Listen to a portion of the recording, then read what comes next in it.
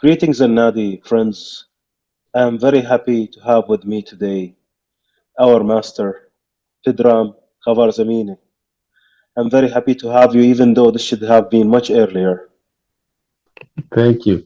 Thank you so much Yeah, for so having me. Pedram, because this is our first interview in Al Nadi, let's Mhm. start with the biography. Let me ask you about the beginnings, the family, where did you grow up, and all this Right, kind of things related to the early community. exactly. I was born in Tehran in October 1st, 1975. Hmm. And yeah, I, uh, my family also, they are from Tehran as well. And if I want to talk about the music in my family, I have to say that both my uncles from my mother's side and my father's side, they used to play some sort of instrument, old songs, this kind of thing. Hmm. Especially my uncle from my father's side. He used to play the folkloric style of Tombak, I mean, the wild style, we call it. And Hmm. when the family were gathering together, they used to sing and dance and play some music Hmm. together. And that, of course, was before the revolution. Hmm. Um, as far as I remember, because I was a little kid. And then after the revolution, gradually everything was slowed down and people just, got distance from each other because of the difficult life and also the war happened Hmm. between Iran and Iraq. So it was a sad moment for everyone. So, I Hmm. mean, that wasn't a great moment for happiness. Anyway, Hmm. yeah. And then I've heard this music and I learned something just by seeing them Hmm. playing this instrument. I mean, tombak. Hmm. Uh, and when I was 15 or 16 years old, I went with my uncle. He took me to class Hmm. with my first master, Kamyar Mohabbat. And I began to learn tombak when I was, I think, 16 or 15. I don't remember exactly. In Hmm. our day, it was uh, 69, which Hmm. is, uh, I think, 80s or 90s. I don't remember exactly. Sorry, Yeah. I can't, yeah. I think it was at the beginning of 89 or 90, something like that, if I'm not wrong. Yeah. Yeah. Hmm. Uh, no, that was simple like that. So basically, the community was a family that loves music. They all Exactly. participate in some sort of music, Right. Yeah. and uncles, whatever. But what is the trigger that made you go to a class? Why? Uh, I don't know. I used to play, honestly, if I want to tell you, we had some sort of sofa which had it was like not armchair, but a big Mm, sofa. It mm, had the empty box mm, in one side, and I used to play, anything on that one because the sound, it was hollow inside mm, that box, which was in one side of this armchair mhm, sofa. So, and the sound was like, not tombak, but you could hear specifically something like doom and back, and mhm. so whatever I was listening, in TV or radio, I used to tap Mimic. this. So I think it comes from my uncles, but because I was a kid, so I was Mhm, trying to imitate them. Then I think something naturally came up, and then I was keep playing. One day, my uncle and my mom, they found that I'm in love with playing on that side of chair. mm. So Yeah. my mom asked my uncle to take me to this class. So Mm. We will go back to this actually, but what did you study other than music? So public uh, school, then what? What other interests yes, were there? uh, I went to the normal school like every kid, and then uh, because when you get your diploma after 12 years, you should choose to go to not choose. You have to try to attend university, go to the university, or go to army. Pass this 2 years of being soldier in the army. Then you will Hmm. be free because you have to serve your country like that. Hmm. So, and also my father, he he, he really wanted me to go to the Minister of Agriculture, but I never, because he used to work for the Minister of Agriculture. He was an engineer. So then I just wanted to keep him happy. So I was studying and I applied for university for engineering, agriculture engineering. Hmm. The branch of what's that? The husbandry, which is working like with animals. Uh-huh. And but before that, I really I was looking for being a veterinary because I Hmm. love. I cannot say I cannot use this word animal because it brings everything down. I feel Hmm. ashamed to use this. Sorry about that. Yeah, yeah. I say the other population of this earth, which they're really important and they destroy everything less than us, Yes, yes. if I can describe it. Yeah. Yeah. But that couldn't happen at that time, so I just went to this uh, agriculture engineering. Hmm. So and then I just got my papers, degrees, everything. Hmm. But it was just for making my father happy and escaping of army. So Okay, now let's go back to the time where your uncle and your mother decided to take you to a mhm, class. right. Was it okay with post revolution and the religion status in the community to go for studying in music? Was it still Uh, okay that time? I can look. The disaster was the first 8 years, 9 years after revolution. I mean, the worst part. Mm, They almost destroyed the uh, uh, what's that? Universities, schools for music, mhm, music shops even. There is a square in Tehran which we call it Bahorestan. It's mm, almost like Taksim Square in Istanbul. mhm, Uh, it's a it's a center of if you want to buy any kind of instrument or things like that, you have to go to Bahorestan. And this place was for at least 150 years. mm, So they destroy everything. All the shops have been closed, and the business just those business guys, the businessmen, just they escaped or they mm, changed their businesses to other things, which of course they were not happy. We had a mhm, we had a very famous Jewish family who they were running this business for ages. mm, Uh, Delshot family. As far as I know, they after the revolution they sold everything and just most of the family they escaped to Israel mm, and they used to have they used to have a largest collection of all the instruments. mm, Uh, we don't know what happened for that collection. It was mhm, almost like a treasury of the country. I mean, mhm. culturally. So Yeah. for the mullahs, of course, instruments are not important because, and Mm, they it's like any kind of art. yeah.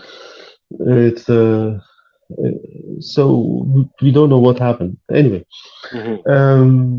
yeah, I went to this direction because it's so Yeah, this gave a context actually for making a yeah, decision to pursue your studies or maybe taking classes in music yeah. at the Then early stage. yes, so we didn't have any kind of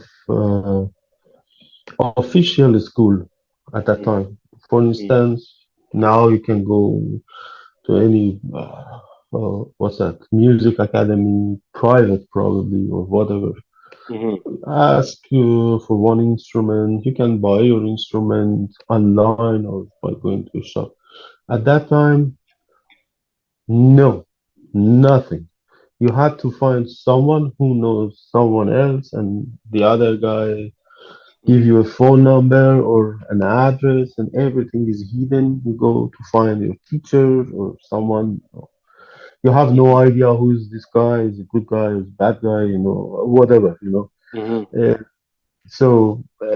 It was so complicated, but fortunately, uh, we found Kamyar Mohabbat, my first master, and Mm-hmm. then I remember. Uh, so this was something like 89, 90. So it's almost like 10 years after revolution. Mm-hmm. They still were bothering the musicians, artists, everyone, but it was slightly better than right after the revolution. Mm-hmm. You know, a couple of famous pop singers, and also one guy who was we call it holy singers there. That they do the azan or do these religious songs. He wasn't Mm-hmm. mullah, Mm-hmm. and they've been killed by the thugs of the regime. Mm-hmm. They cut the throat of those guys, and it's so sad is the story what they have done. And Mm-hmm. one of the famous Tombak player who was master of my master of Bahman Rajabi, his name was Abir Nasser of Tata. One night he was caught on the street by the moral police, which we call it now these days, Yeah. Yes. and they asked him to open the trunk. So he opened the trunk and they found Tombak in the trunk, and they asked him, "What is it?" And he told them, "It's my baby." And just they grabbed the instrument and they throw the instrument you know, Mm. on the asphalt. So, Yeah. and then he was just running to his instrument, and they mm, uh, banged his left hand with the boot, with those kind of huge boot, and they broke his finger. Mm-hmm. And a year after that, he died. This guy. So it was Mm. so sad that era. Mm-hmm. But anyway, when I found this uh, teacher, Kagor Mahapat, he Mm-hmm. was located in really privately and also a bit secretly. In the place belonged to a small company which teach like driver schools, driving Mm. schools. Ah. Okay. So they gave him one small room there, and actually, I think the owner of this driving school was one of his students, private Mm. student, and they asked him, Mm. "Okay, come here and don't say to anyone. Just we do the good small community here." They have good people, so they were trying to protect the musicians and things, stuff like that. Mm. So I used to go to that school. Mm. Well, we call it a school, but it was totally private. There was no sign. Of course, you couldn't have this sign of what's that, your school or shop about the music or whatever. Mm-hmm. Even you couldn't find chess or backgammon or card. Nothing. It was Yeah. Yeah. Yes. totally dry, as hell. Uh, and the worst part for me was maybe it's funny when it Yeah. it can be good for your audience. Mm. At the beginning, I was in love with Kamonche, and I wanted to play Kamonche. Oh. Yeah, and with my uncle, we went to Baharistan because we thought we can find something there. Mm-hmm. And absolutely, there was no shop there. But Mm-hmm. some of them, they changed their businesses to something else. Let's say they were selling old broken, I don't know, tables, chairs, old lanterns, this kind of, the, how do you say, the messy shops. But in the back of the shop, behind the shop, they kept some instruments.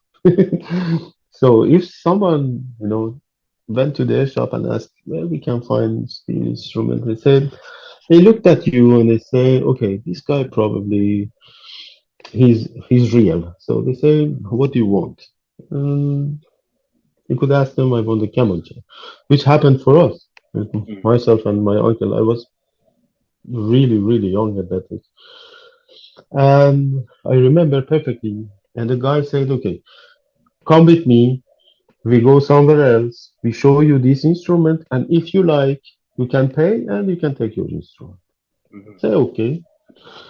We went with the guy and we went you around Baharistan, which is one of the oldest part of Tehran. All the streets are so narrow and tiny and old.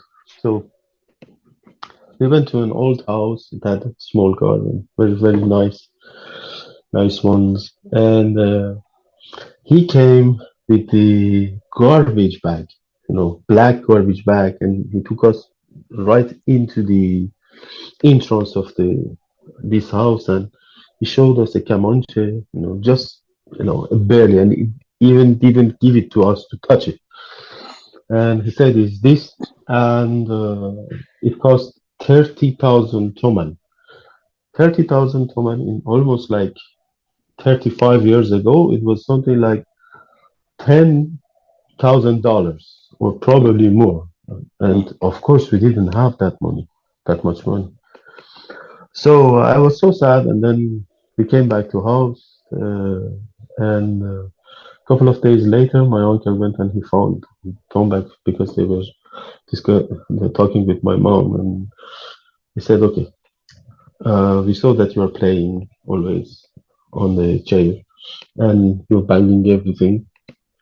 So try to play with this instrument for now. and make yourself busy for now. And when, when we have a good opportunity, we buy Kamancha for you," which never happened. Uh, yeah, this is the for now. How long is it that now? It's Yes, almost like 33, 4 years. So, interesting. yeah, Yeah, so Pedram, what was the learning process, in that driving school? I'm sure you were learning and maybe playing with precaution. yeah. Okay, but how did you learn? What do they teach? What is the Mm. style? All of these things. Yeah, it's if I want to describe this situation, imagine Mm, that there is three, four rooms. That one of them, it's there's a couple of chairs, probably two, three inside, and in the corridor and the waiting room, there was something like 20, 30 chairs. mm, And everyone was waiting to go to one of this uh, theory class for driving. So, but one of the room was for the music. mm, And you could see that the people who are coming with the notebook, or sometimes, we had to, if we were supposed to bring our instruments, we had to hide it in something which shouldn't look like an instrument box or instrument case. mhm, At that time, we didn't have soft case. Everything was almost in like a hard case. mm, And I remember first time when I went there, the guy told my uncle, if you want to come here, don't bring your instrument, or if you want to bring it, cover it with something else. So he found a large cement package, mm, the empty one, mm, and it was written on it, cement from blah blah, all the, and we yeah, hide the instrument in this one, and he made a handle on the top with I don't remember what wire was it, or yeah, something like soft cotton one, the green mm, color ones. mm, So, and I remember I loved my instrument, so I wanted to carry this instrument always with me. And yeah, then we went to the class. We met the teacher. Actually, the first time he wasn't there. His brother was there. Mhm. And because I'm a left-handed and I write with my left hand and I do everything with my left hand. I'm capable to write with both, but my strong hand is my left. So if you grab the instrument, naturally you want to give the first of the beat, tone, doom, whatever we call it, and you want to carry the instrument on your right lap. Mm. But he told me, no, you can't, uh, because traditionally we have to keep the instrument in this side. So and then I listened to him because I had no idea what is the official way to learn. And at that time also we didn't have any kind of published book from Master Eftata. Mhm. So we used to copy by writing, Mm. you know, because the teacher gives you a book. Also, that one was handwritten, Mhm. or if they were really, really lucky, they could get a photocopy machine somehow, or Xerox, whatever we call it. Mhm. But it wasn't so common. So we had to write down whatever it was written by them, which they learned it from Eftata, Master Eftata, or one of his students. So then we were playing something, with the teacher, something maybe 5, 10 minutes, and then he gave you the book and he told you, write these 5 lines down to your notebook. So then when you go to your home, you can practice, keep practicing from this. Mhm. It was so restricted also, we had to pay really attention to every single moment of the class and, being really, really, Mhm. restricted, respecting, you know the culture, Yeah, yeah. how is it? Mhm. So yeah, and every week I used to go there every week, once a week I used to go there, something like half an hour maximum for each class. Mhm. This is And then like I was group class, right? It could be sometimes like a group class. It depends on the timing. Mm. If there was, because also some I remember this perfectly. Couple of times we went there and the owner of the place came and said, today we cannot have any kind of sound because something religious happened or whatever is going on. I don't know, those kind of things. Someone got Tombak. killed. Yeah, Mm. this kind of thing. So no Tombak today. So it was like that. It was so dangerous because they could shut down a whole building if they Mm. found. Of course, some of the authorities they knew what's going on, but also I don't know, maybe just they closed their eyes. But if you've been caught by the nasty ones, you could be in trouble. Not just you, your family, everyone. Yeah. Mhm. Yeah. Then yeah, and then there was a group class. If, for instance, a week before or 2 weeks before we lost one class, teacher could gather everyone together and say, okay, look, we want to today we play an hour instead of half an hour, but 5 of us together. So Mhm. we had to pick everything up because we didn't have recorder at that time, nothing, no Yeah. phone, no recorder, whatever. We had to trust the memory or write the things Mhm. quickly down. Yeah, older school, which I like it. I'm still doing the writing, and as I really appreciate that hardness of that time because I can write the things down quickly because of that experience. I Mm. can show it to you. I have just to change my camera angle. Sure. Sure. You will see. Uh, I don't know how can I turn the. Okay.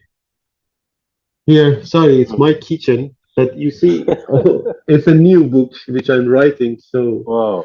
it's yeah. I don't know if you can see. I used to write the things down, Mm. and when I'm walking, I can read them, and make a correction on them. Wow. So it's yeah, it's just, yeah, I thought it might be interesting for you. Very That's why. interesting. Yeah. Maybe you need to tell us why and how did it come to your mind? Uh, it I don't know how those things are coming to my mind, but uh, it's one habit because I remember my first teacher, Mr. Hmm. Mohabbat, Kamyar Mohabbat, told me after a couple of months, look, one thing which is essential for you is that try to write down whatever you play or Hmm. whatever you hear, because you will see one day how important that can be. Because Hmm. suddenly you never realize how, but suddenly comes to your something comes like a rhythm or even melody comes to your brain, to your mind. That can be a sound of something from outside, not Hmm. here. Like, two cars when they're passing next to each other, or Hmm. someone banging something, or your neighbor using a nail driver, something like that. Hmm. And suddenly it gives you an idea. It brings something up. Hmm. So really quickly you have to write it down, and it can be a spark for probably one piece. Yeah. It's Or a whole idea. Yeah. yeah, for a whole idea. Yeah. So and then I bought a small notebook and I began to write the things down. Hmm. Of course, with lots of mistakes, errors, whatever. But slowly, I got used to that, and I really appreciate that pressure from that time. Hmm. Otherwise, Yeah. Yeah. It builds new muscles, different muscles. yeah, Yeah. So that continued for how many years and with whom? with Kamyar Mohabbat, my first master, it was something like 8 months. Hmm. I played I played all the books that he gave me, and he was really a great teacher. Uh, because one thing I realized is that sometimes you go to a good player, but that doesn't mean if they're good teachers too. You know what I mean? And he was a great teacher because he was trying to give you as much as he could. And also, he was always pushing the students for progress. Hmm. And after 8 months, he told me, look, and he was so honest. He said, Hmm. look, you played almost everything that I had. Now you have to go to another master, to another level. Hmm. We can stay, we can still play together, but I have nothing to add. So you Hmm. need to learn the new books, new methods. And I Hmm. asked him who, how, where. I said, Mr. Rajavi. He's Hmm. the mountain of Tombak. I Hmm. said, okay. I came to my house and I told my mother that uh, Mr. Mahabat told that it's better for me to go to someone else, and his name is Rajavi. And my father was listening to that. My father didn't like because what I've understood, Hmm. my father was Mr. Rajabi's colleague in the Minister of Agriculture because 1 year, 2 years before revolution, and 1 year, 2 years after revolution, Mr. Rajabi came to this branch of government, Hmm. and he was referred by his brother, who Hmm. was Dr. Ghulam Reza Rajavi, who died a couple of years ago, unfortunately. Hmm. And he was a great scientist at that time. He was graduated by Utah's University of Agriculture. He wrote Hmm. many good things for the agriculture. So he had a good position in that ministry. So he brought his brother there, but Mr. Rajavi was so special that he couldn't get connected to anyone. Just He couldn't find any friends. Mm, I mean, my math. So he was really, really a special guy. He is. mhm, And so my father said, no, I don't like you to go to this class. And I mhm, said, why? He said, because this guy is uh, is uh, is special. mhm, And I said, no, please, let me go. I love this instrument. Then he said, okay, but you should not forget to study your lessons. And I said, yeah, okay, I okay. promise you. That's why I went to this University College. of Agriculture. Yeah. Yeah, yeah. Yeah. So then uh, we found the Rajavi's address, and he didn't have a phone at that time Mm, because so many houses they didn't have the landline at that time. So we found his address, and his brother found him, and he told him, I know, I have a friend who has a son, and his son played Tombak, and he wants to come to attend your class." And then I wrote a letter for him, and I still have this letter. It's in Iran. Uh, I wrote I wrote a letter for him, and I asked him, "Can I attend your class?" Blah blah. No. And then he answered me with another letter, a real letter with stamp and things wow. like that. Yeah. I still have it. And he said, I'm available every Tuesday. If you want, you can come after 4 until the 8th. I'm in Mhm, my home and I'm teaching there. mhm. So one day I went there and we began to study. That was the, Interesting. So, what was yeah. it that is different from the previous teacher? What did you learn, and how was Look, the? Yeah. yeah, my first teacher, Kamar Mohabbat, he was of a student of Master of the Top. Mhm, And we were playing directly the method of Eftetah. mm. I mean, the method for Tombak, obviously, Yeah. uh, with some little changes. And these changes, I understood many years after that, uh, because those changes happened like a mistake. Mm. Because when it becomes something official, when you go to a teacher, you write down from his book and you have 10 minutes to write down those lines, maybe you make mistakes somewhere. Yeah. You know what I mean? It's not Yeah. recorded and Yeah. it's not Yeah. a copy. It's not a direct copy. It's a Mhm, handwritten. You have to copy it by your hand. mhm, So it wasn't what's that? A huge mistakes or things like that. But most of the methods which they've been copied from the Eftetah, they had some difference with each other, which it mhm, gives a flavor as well. mhm. But Nice when we went, mistakes. yeah, yeah, exactly.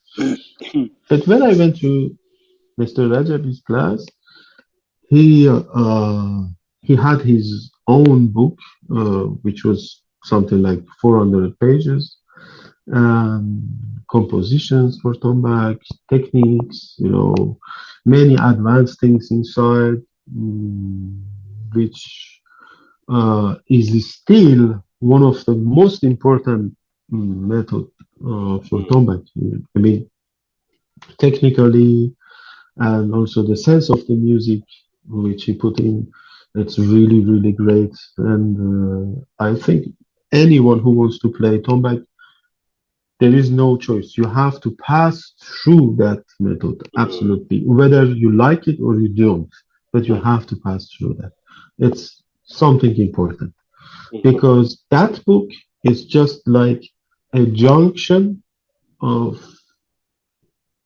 past to the present and a door for future. mm, It contains everything inside from the old style. I don't like to call it old style because when you say old, it's something like 400 years ago.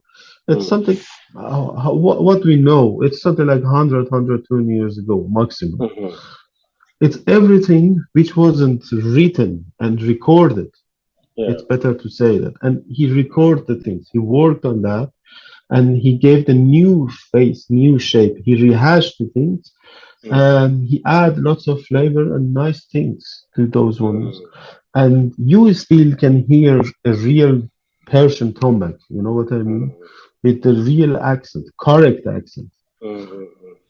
There is no Brazilian rhythm inside those ones, you know. These days, everything is mixed. Yeah, yes. Yeah, Interesting. yeah. So you were taking lessons in the same style of the previous instructor, or it was different? The level is different. The maybe Mhm. repertoire, or yeah. Uh, the style is still I can say that it's still the continuation of the Eftetaz style, which Mm, is the the school of Tombaks were really close at that time to each other. It wasn't mhm, suddenly something that totally out of the culture. It's mhm, imagine that you have a circle. One was here, the other was here. Some technique difference between techniques, different between the style of hands, but not uh, drastically different from the other ones. mhm, Um, the Rajabi's style was combination of many things, but the strongest point was the being close to Eftatah's style because he was mm, a direct student of Eftatah as well. mhm, So, and Eftatah, as I told you, Eftatah was one of the best ever teacher in Tombak. mm, Uh, and the method of Eftatah, I mean, the whole new generation of Tombak players, they are in debt to Eftatah mhm, because of yeah. in bringing this method. And it was so officially, it becomes one of the strongest method and most important school of Tombak. Uh, Mhm. Tehrani Interesting. was great, yeah, but Mm, the Tehrani was great, was so influential. But I mean, academically, like Paivar, you know, mm, Fatah was so great in that point. He was a great teacher and great player as well. Ustad, mhm. real Yeah, Ustad. yeah. Interesting. Yeah, and then So, mm, yeah, Rajabi just worked on it a lot, and mm, he was under the influence by Iftitah a lot because, well, it's going to be technically talking. Just if you check most of, because I worked on the Iftitah's method, yeah. we gathered all the information and notes which we could find as a handwritten or copy, whatever, Mm, from every known and unknown student from Iftita. And I mm, worked on it. It was something like 23, 4 years ago. mhm, And we found lots of compositions of Rajabi, which they have been based on one line of the Iftita's composition. You know what I mean? mhm. Yeah. So it exploded big time into a piece. It is, yeah. If the town was just like it was a seed, and Rajabi just make it like a garden. You know what I mean? I don't want to downgrade if the town. Don't get me wrong on that, please. No, no, Just things go in a yeah, yeah, sequence, in a yeah, progress. Yeah, yeah. exactly. Interesting. So the learning with Rajabi, how long did it take? And yeah, tell me Yeah, about it. Until when yeah, you're together? sure. It's with uh, the class of, frankly speaking, the class of Rajabi was always surprising in good way and bad way.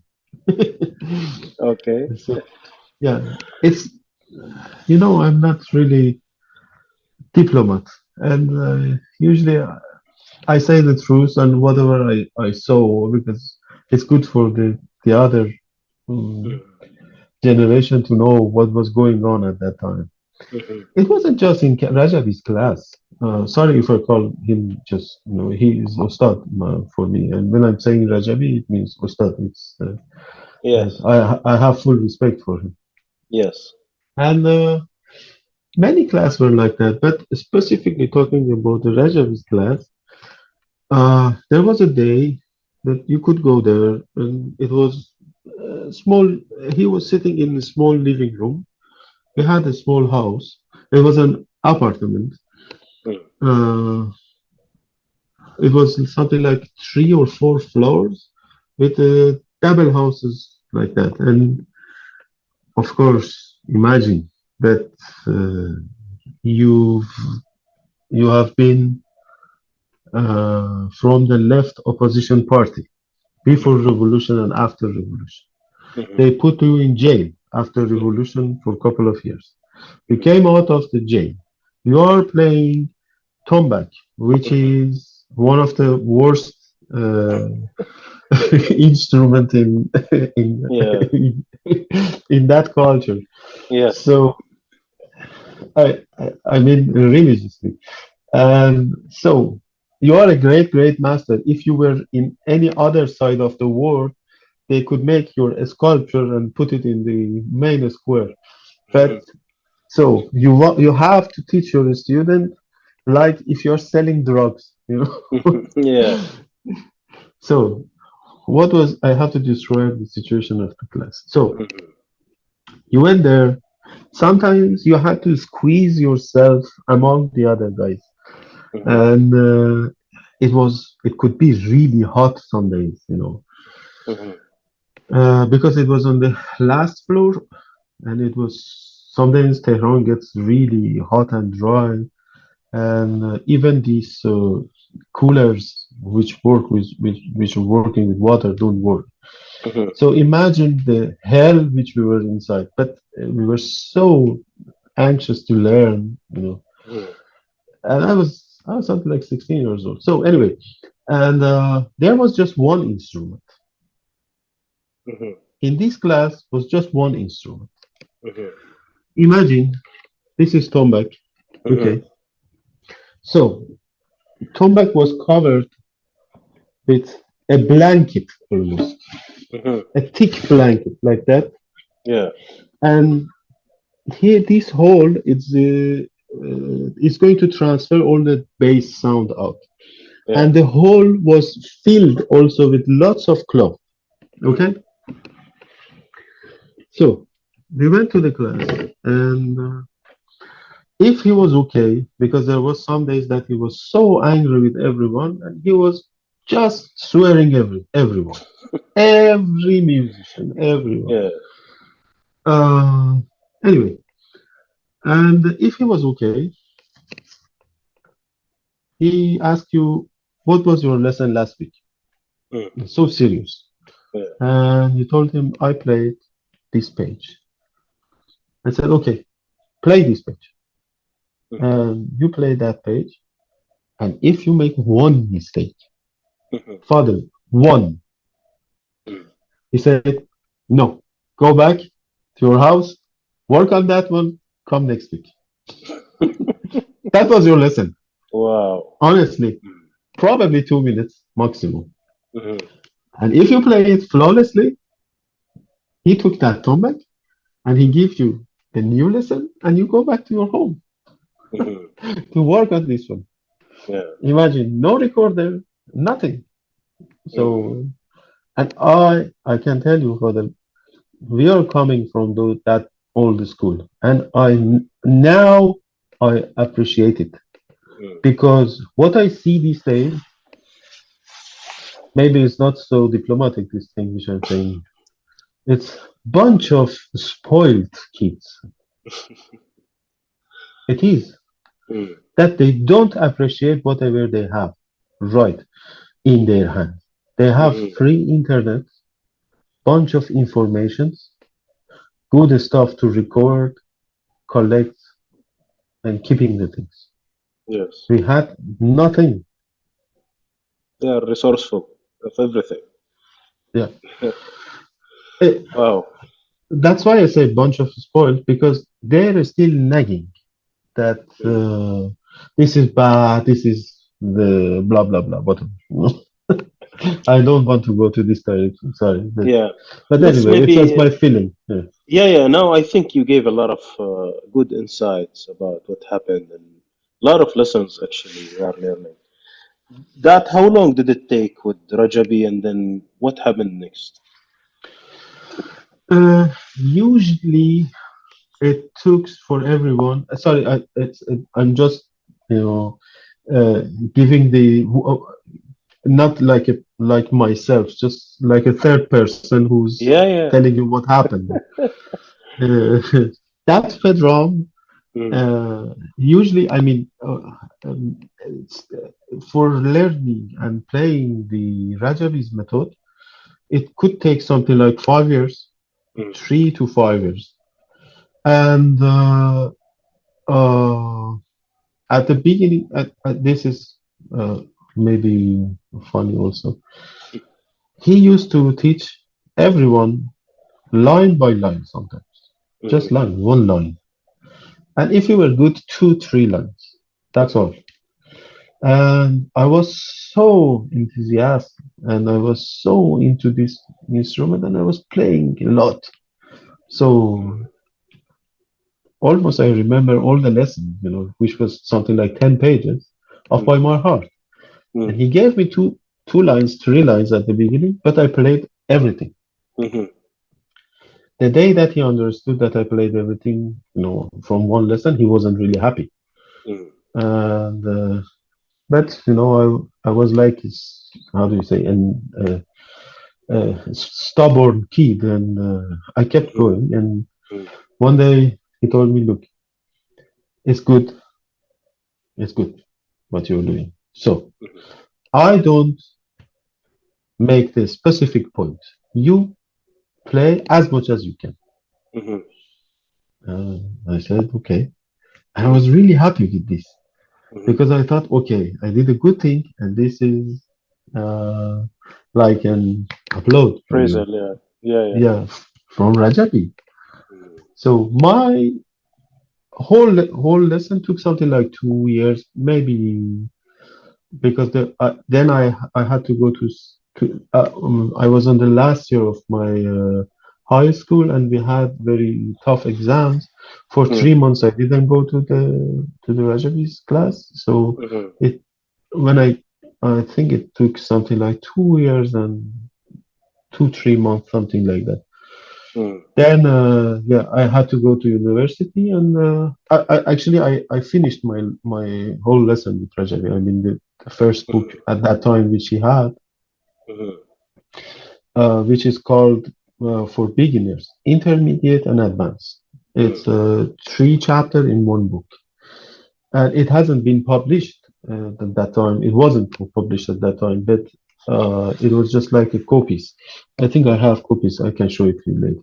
mhm, So then I went to the university, but I was keep playing Tombak and playing with the other uh, musicians as well. So I was learning the Persian music by playing with the tar players, santur players, like mm, that. And I think 3 years after that time, but I had fully contact with Rajavi. I went to his class wherever I I could go whenever I had time, at mm, least twice a month, just to say hello, pay respect to him. mhm, Sometimes doing the things for him in his house. Because mhm. it's my culture, and I'm honored to do. Yes. I still feel that. Mm, Even to clean his house, it was honor for me. mm, Um, I just opened a bracket here. I don't want anyone to do that for me one day, mhm, but I say for from my perspective as mm, a student, which I am still, I was honored to do that for my teacher because it's showing mm, fully respect as your parents, mhm, your uh, I like. I can tell you that it's my perspective from respect. I like my teacher, and it's part of my culture to pay respect. anyhow you can. Hmm. Uh, yeah, yeah, it's, Did that conclude your learning process in the early stages, or? with him, yes, with him, yes. But then I began to learn and listen to the other music from the other side of world. I fall in love with the Balkan music. Uh, and also, I loved always other music, which is really close to us. Mm, Afghan music, Indian music, so and Ottoman music and Arab music. It's slowly, slowly, all doors have been opened to my face because I didn't have any idea. I thought, okay, technically I'm good, I'm playing fast, I'm blah blah blah. But suddenly I heard a piece which I realized I don't know the beat of this piece. What is it? You know mm, what I mean? yeah. First time I've heard 9/8, I was amazed. I said, "Oh, I don't understand this. How it can be?" You Mm, know. Then I learned Samai slowly, slowly. You know what I mean? Like everyone. yeah. And then I'm telling you that at that time we didn't have internet, so and also you couldn't find record easily, like the CD or even tape from the other countries, the other cultures. You could find something like the pop songs or things like that, and then we could get after a couple of years we could get these old satellites, that Mm, you could watch the television from Turkey, for mm, instance, mm, or from India, but it was just like the popular songs. Not mm. sometimes you could find a good music actually, but Yeah, not often. Yeah. yeah. So you did play with Rajabi Yes, once? and yeah, yeah, yeah. And then after I think after 3 years, he he called me and he asked me. It's for us, for myself, and for many other musicians at that time, playing with someone who's a great, great master and full of experience is honored, and also it's an unwritten thing that if your teacher wants to say that this student is good, Hmm. and it's like the certificate, and he invites you to play with him. So I was really honored to play in duet with Rajabi because it was his duet.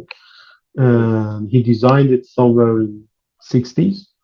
Hmm. He composed it in 60s, and he played it with Nasser Farayfar, Mortaza Ayan, his son, and a couple of other guys. I think I don't remember, but Hmm. and myself. So I was really, really honored to Hmm. to This is sit next like a to him on the certification, stage. an official Yes, certification, certifying the yes. student. Yeah.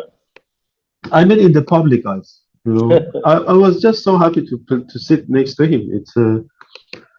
Imagine that he's a guy that you always respect him, and he invites you to play next to him. So Yeah. you don't care for what happened all around. It was just enjoying to be with him on the stage. Yeah. Excellent. So after that, I think came university and graduation. And then what happened next? What is the next stage? The next stage, I was trying to get out of Iran because I think I hope I don't miss anything. Uh, because of those, um, I, I had a student from Greece. She came to Iran, and the main connection, I mean, with the world music I found it was on her records and CDs which she brought from her. So I Mm, got the chance to listen deeply to those music. mm, And I told you it was impossible to learn mm, more than that in Iran mm. because there was no references available. Honestly, Yeah, yeah. no internet, and also we didn't have concerts. Mm, Even we didn't have enough concerts for the Persian music. mm, You had to work on it for 1 year, and then the government had to give you had to issue one piece of paper, which takes 6 months. Those kind of stupid things. mm, So imagine if you wanted to invite foreigner musicians. mhm, So usually when you're going to exchange the cultural activities. It's a point for the people from that land to learn more. So we didn't have those exchanges. Just Mm, tiny bit of Afghan music, I remember in one of the revolution festival, whatever they call it, we had Ustad Khoshnawaz who came from Afghanistan with his brother and his nephew, I guess. mm, And I went there, and it was fantastic, this music. But the crowd, I mean, the public didn't pay so attention to this, and I don't know why. Uh, it was one thing which I saw in my whole life when I was living in Europe, and a musician from abroad. mm, Uh, so I thought to myself, no, it's not possible. This, and I had energy. I was young, so I was just looking for go out and learn. So, and that was the best opportunity when I went. Uh, I think that was in 2001, if I'm not wrong. It's 2001. It's 1992 3, I think, for us. mhm. Or no, sorry. Yes, 2001. No, no. I mean, in Persian calendar, something else. I have to It's in the pass. 2000s, early Yeah, 2000s. 2000, early 2000. Yeah. Yeah. Um, I used to play with a famous Kamancha player, Cal Hur, and Mm, we went to Rudolstadt Festival in west east of Germany. mm, Um, there, before that, I knew Rose through my student Alexandra, and I haven't met him, or I didn't see him in person. When we went to Germany with Calhoun, that festival, all we were in the same area. So then I've met Ross. mhm, It was a great opportunity mm, to to to meet him. And well, at that time I didn't speak English, uh, just just barely. mm, And well, I'm not English. My English is horrible, I know, but I try to do. Imagine that time how was it?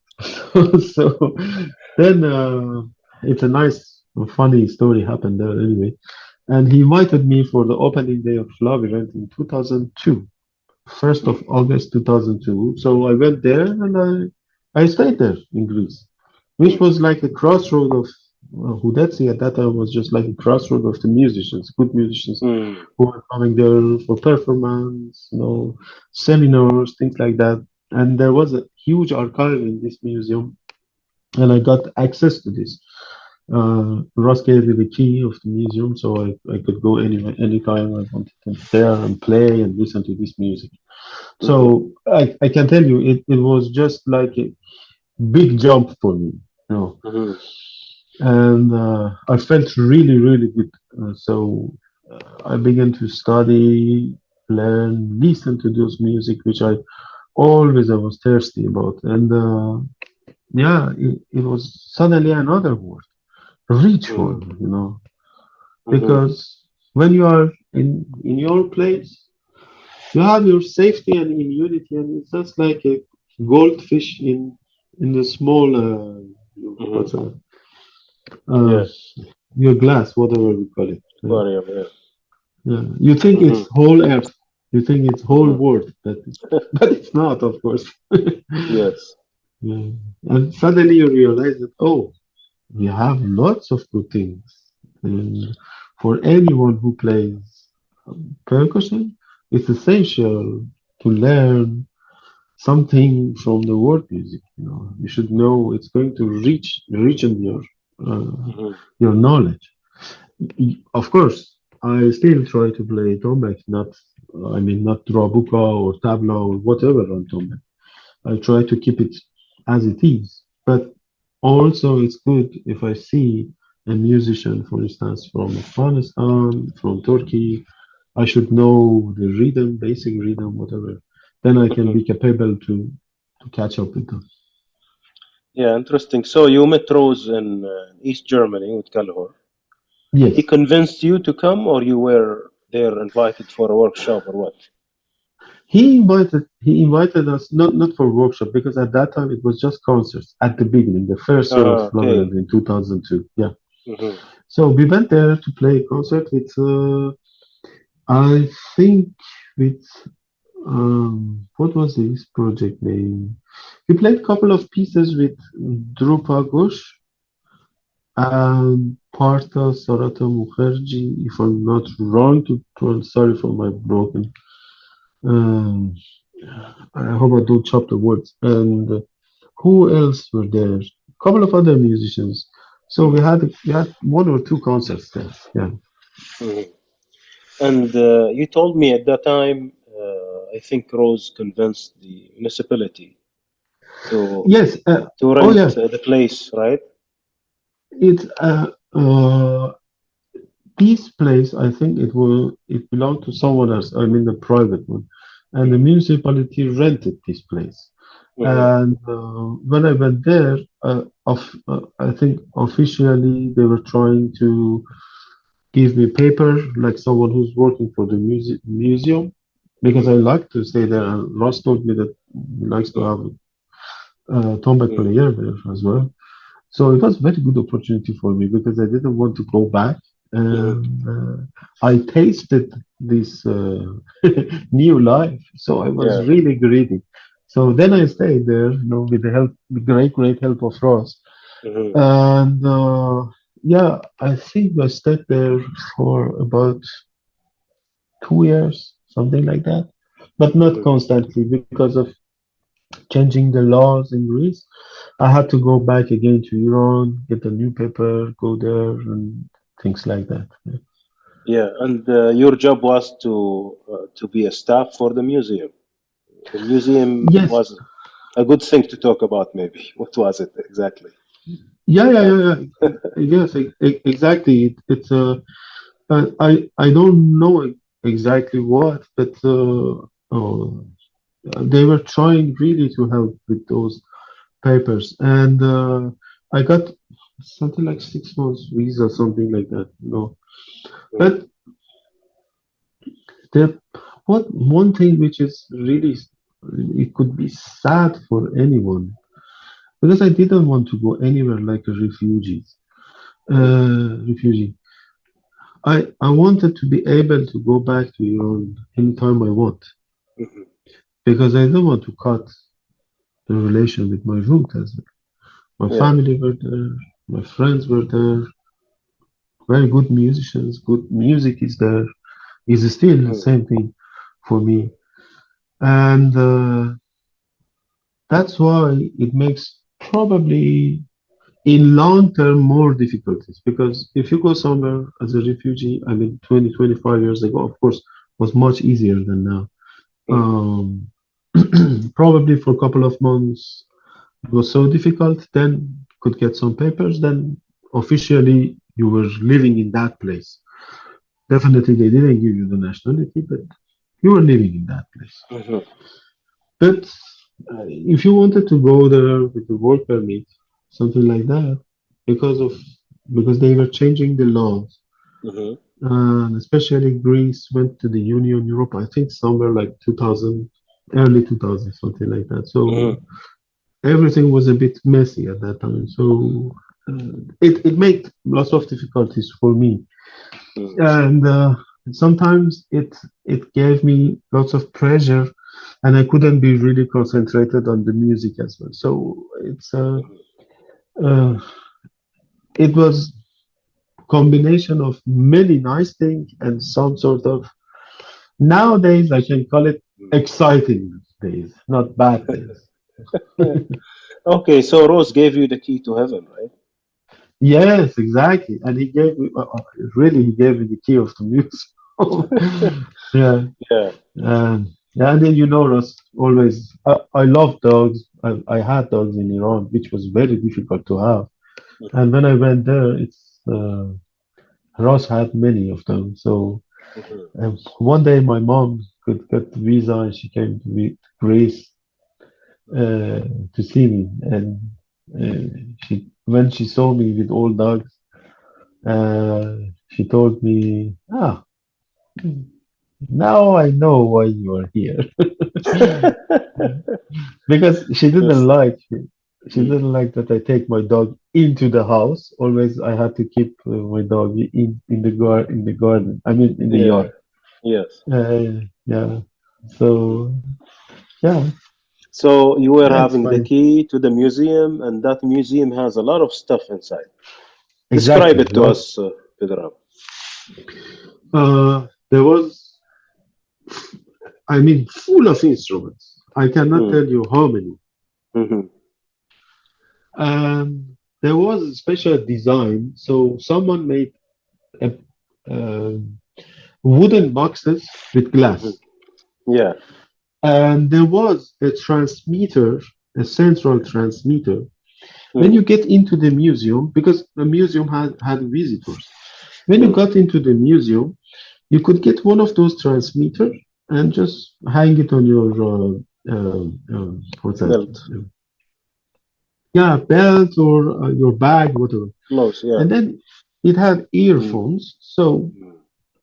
when you were passing in front of any instrument, you could just push a button, and then there was a connection between this box, which was the central box, and the spot which you were, and then you could Hmm. hear the sound of this instrument. Wow. If you were in front of Tombak, you could hear Tombak. If you were in front of Tabla, That's too early for these things, huh?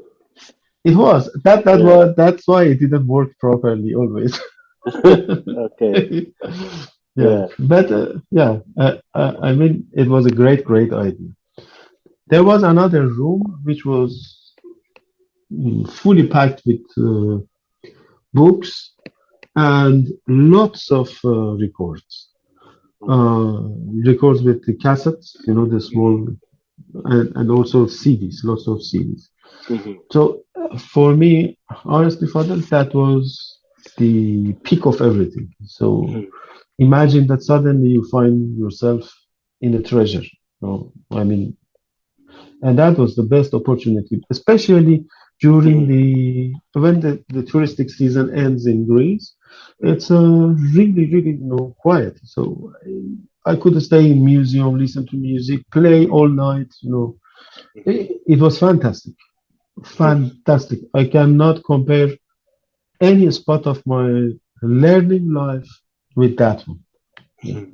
Interesting. any. So it has all types of music that we call it world music from everywhere, right?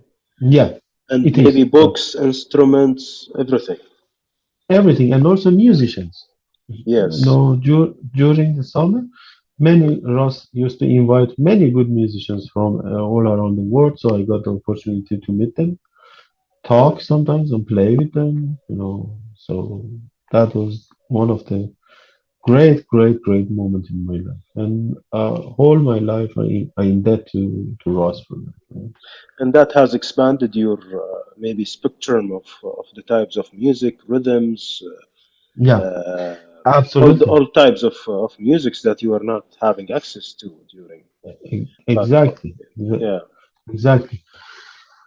It, as I told you, it was really great opportunity. Great opportunity to learn, Hmm. because when you are in your home, well, what do you have? Safety and your small network, Mm. and you are learning whatever is around you. Forget these days that we have internet. We Yeah. have YouTube, we have whatever. Hmm. Uh, at that time, you had to travel, and Hmm. that was one of the best opportunities. Yeah, for me to Interesting. learn the things. Yeah. Mm. So, Pedram, let's have a break now and Sure. maybe select something for us to listen to and maybe Oh, describe it. Yeah. Yeah. maybe uh, do it with my master. Part of do it with my master Rajab.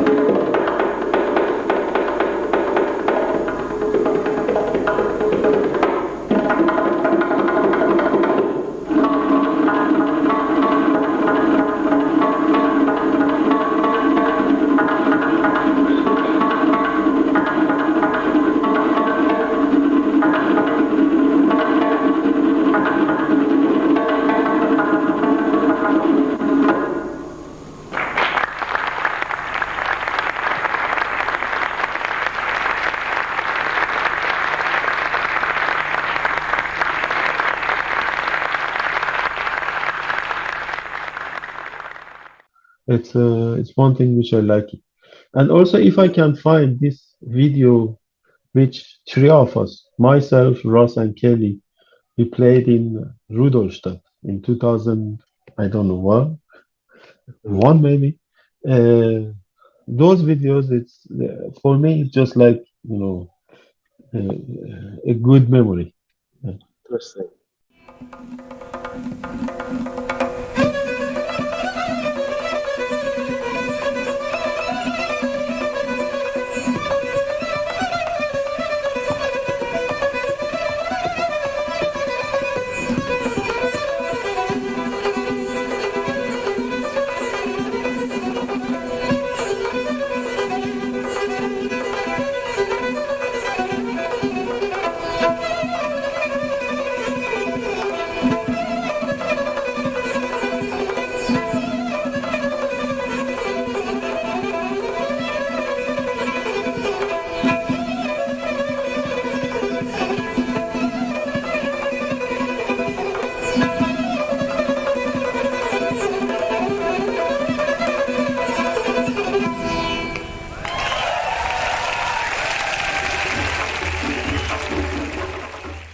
Okay, so thank you, Master John, for the My pleasure. recordings that we had from the memory. And let's move on. Let's talk about uh, the instrument itself. Can you please like introduce us to it? How different and how unique is it from other instruments? Yeah, look, Tombak is, it's funny because I used to play, and I'm playing with different musicians from different cultures, countries, Mm, and I mean different backgrounds than the Persian mm, music. Uh, I'm not just talking as Pedram now. I'm talking as a third camera person, okay. just who was listening to this conversation.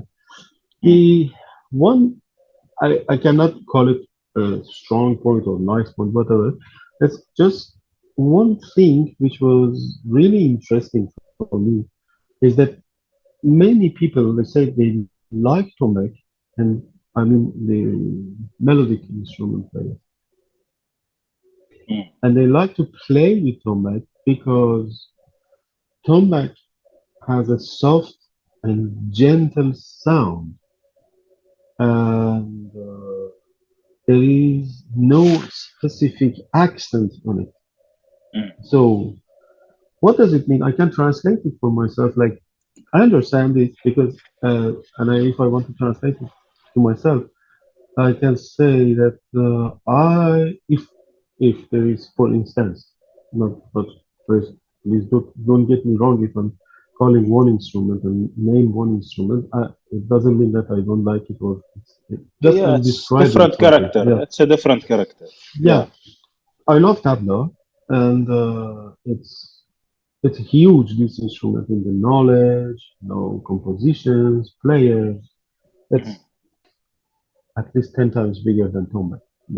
For us, because of the background which already we spoke about that, you know, the the god which we have, it's totally different than the Indians. So for them, Lord Shiva is is protecting the musician, and the music comes from the Lord Shiva, whatever I recognize. And the yeah. musicians who are playing music, they are connected to Lord Shiva, or they are, well, Mhm. Lord Shiva's agent. Yes. So they have the respect from the society, and it's so great to have this protection. But for us, it was totally different, and that's why we have less players, and also not too much compositions and things like that about Tombak. Mhm, Much less information. Anyway, mhm, so what I translate about the previous phrase which I was talking about, for instance, about tabla. If you add tabla to a music, it's so strong in the accent that it has a gravity. It's going to pull this whole piece and everything towards the Indian music. mhm. It's adding lots of flavor, Yeah. you know. So it's going to change the color. If you add Robuca, also it's changing the color. But Tombak is almost like neutral. It's that is what that's what I've heard from the other musicians. So they like it because also Tombak is probably in the lower register than the Robuca, and there is no attack on it. I mean, Mm. like lots of clack.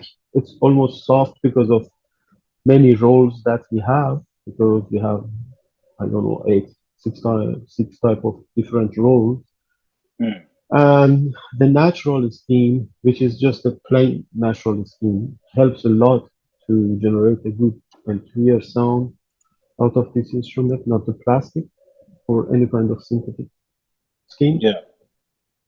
And the body of tombak must be made absolutely out of wood. We Mm. have clay tombaks, we have metal tombaks, but none of them makes a good sound. Mhm.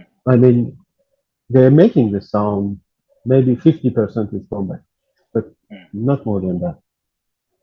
So, and to have I mean, to have this sound of this instrument, we need absolutely an instrument which is totally wide, made out of one piece of wood and one piece of skin.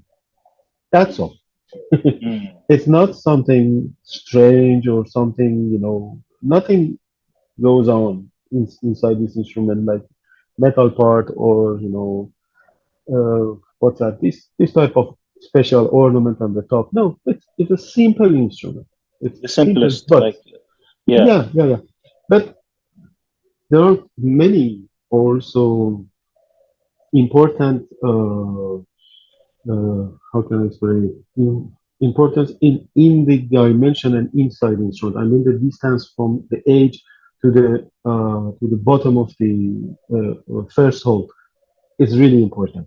The thickness of the wood is really important. The type of the wood is a matter because if you make tombak out of a hard walnut, you don't need to have a thick body. If you do Mm. it from the wall, for instance, from the mulberry, definitely you need to have a thicker body than walnut. Mm. It's another word which maker can describe it much better than me. But because of my experience, I know I have some information about this, and I know which instrument is good, especially for my case. And Mm. yeah, the characteristic of tombak comes usually from the strokes that we have. It. And for instance, snap, which we call it pelang or beshkan, means crack. Pedram You Jan, know, do yeah. we have it next to you so we Oh, can sure. see Just it? 1 second. I'll bring it. 1 second. Sorry. Sure. I was teaching in the other room and Yeah. left it there, so I'm just going to bring two of them. Well, tombak is really simple, but also lots of details. Mm. This should be one piece of wood. Sometimes they do it with two pieces of wood, one here and one just for the resonance box. But Mm. anyway, it's much better if it's in one piece of wood. And usually it has to be made out of walnut, mulberry, or ash. Mm. Uh, these are really good wood for tomac. This example it is made out of walnut, and it was the white walnut which didn't have any kind of special grain and nice veins. So it has been painted in black, which is a special paint which doesn't cover all the veins of the instrument. So I love this instrument. Mhm. And it's made by Kayvan Taheri, one of the best ever instrument maker in my country. Mm. He makes kamancha as well. And this Mhm. instrument is made out of mulberry. Mulberry, it's so rare, the good mulberry which has no crack or damage or something. And usually the tar makers don't let mulberry goes out of their workshop, or no, they don't let anyone to find a one big piece for tombak because, of course, you can make one tar out of this wood and sell it 10 times expensive more than Tombak, but I was lucky Yeah. to find it. And this is also made by K1 Tayari, who's again a good kamancha maker and luthier and tombak maker Mhm. from my country. And if you see, there is tiny hole. That's why if you compare it, this instrument to the other type of, I mean, like Zirbagali from Afghanistan or Drabuka from Turkey, you see the, this part of the instrument, the hole is so tiny and small. And the resonance box is big, but as it's made out of wood, it doesn't resonate a lot. Mhm. So unlike clay, it's going to absorb some high pitched sound which are not essential for tombak. Mhm. And if I want to put it on my lap, it's going to be. I hope my camera can Mhm. support. Hold on. This is a piece of skin, especially this one is the calf skin. Mhm. And we used to stretch camel. You can see lots of camel uh, skin on the tombak, but unfortunately, camel skin is not good for tombak Mhm. because it's going to muffle the sound. And because the camel is very strong anymore, and the cells on the skin are so compressed. When you stretch a camel skin on this instrument, the sound becomes like if you're using a plate of wood on the instrument. It's Mhm. just imagine that instead of skin, there is a piece of wood. So it's going to,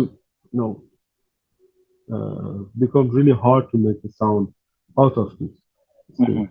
Mhm. It's been recently used. I mean, since last 20 years, 30 years, because the price of camel was at least 5 times, 10 times cheaper, and you could buy a huge piece of skin for the price of 10 calf skin, or I don't know, 20 good goat skin. So Mhm. that's why many people who are thinking commercially, just they begin to use the camel. You won't find any instrument, any, which is from before 30, 40 years ago. No, not 30, not 40, 20 to 30 years ago. All of them, they have the calf skin or goat skin, mostly good goat. Mhm. And yeah, it was so common because I remember one of the old masters, unfortunately, who passed away, Nasser Farhan Khan Ustad. I love the way that he plays trumpet, the sonority, the touch, everything. Mhm. He's one of my top favorites. And this this Ustad once told me that the camel is just like a piece of wood. I won't touch it. And you could not find any instrument. I've heard it from him by myself. I was right in front of him. And he told me no one ever thought about using camel on tombak. Because also, if you find tombaks which are from 30 years ago to towards at the beginning of the 19th century, I can tell they are smaller than those tombaks which you can find these days in Iran. These instruments which I have and I'm playing with them, they are almost like the what's that? I don't want to call it old instruments because nothing is old. We are still in the present. If it's from the 50 years ago, it's not old. It's Mhm. it is. It is as it's a reality. Mhm. But unfortunately, because of the market, because of the bazaar, every time they say this is the new one, so this new is better than the old. So that's why they call. Then, unfortunately, the sound of the instrument has been changed because you will find the instruments which they are like almost like a sphere. Mhm. They are totally round and with strange shapes. I don't understand. There is nothing about the traditional of tombak inside. I mean, almost we lost it. So Mhm. this This scale is called, and it should be called for goat, because the texture of the sound of tombak comes out of this type of scale, calf and goat. Mm, Sometimes horse or white-tailed deer are good, but they're really difficult to find. And I prefer to play with calf and goat, nothing else. mhm. And the sound So, is mhm, amazing on this instrument. For instance, you can hear everything clearly, uh, all the frequency which you need to get the warm sound out of this instrument are coming out from the good skin, good quality skin. As I said, the skin should not be really compressed or tight on this instrument. mhm, Unlike the other instrument, like when they use the thick skin and they try to use lots of power, because what happens when you stretch thick skin or camel skin? You see, then the players are banging the instrument. There is no delicateness inside anymore. So mm. instead of having the strong brain with clear sound, you're going to have muscles on even your little part of fingers. So Yeah. it becomes almost like bodybuilding than playing the music. So basically, Pedram, here you are talking about technique versus what?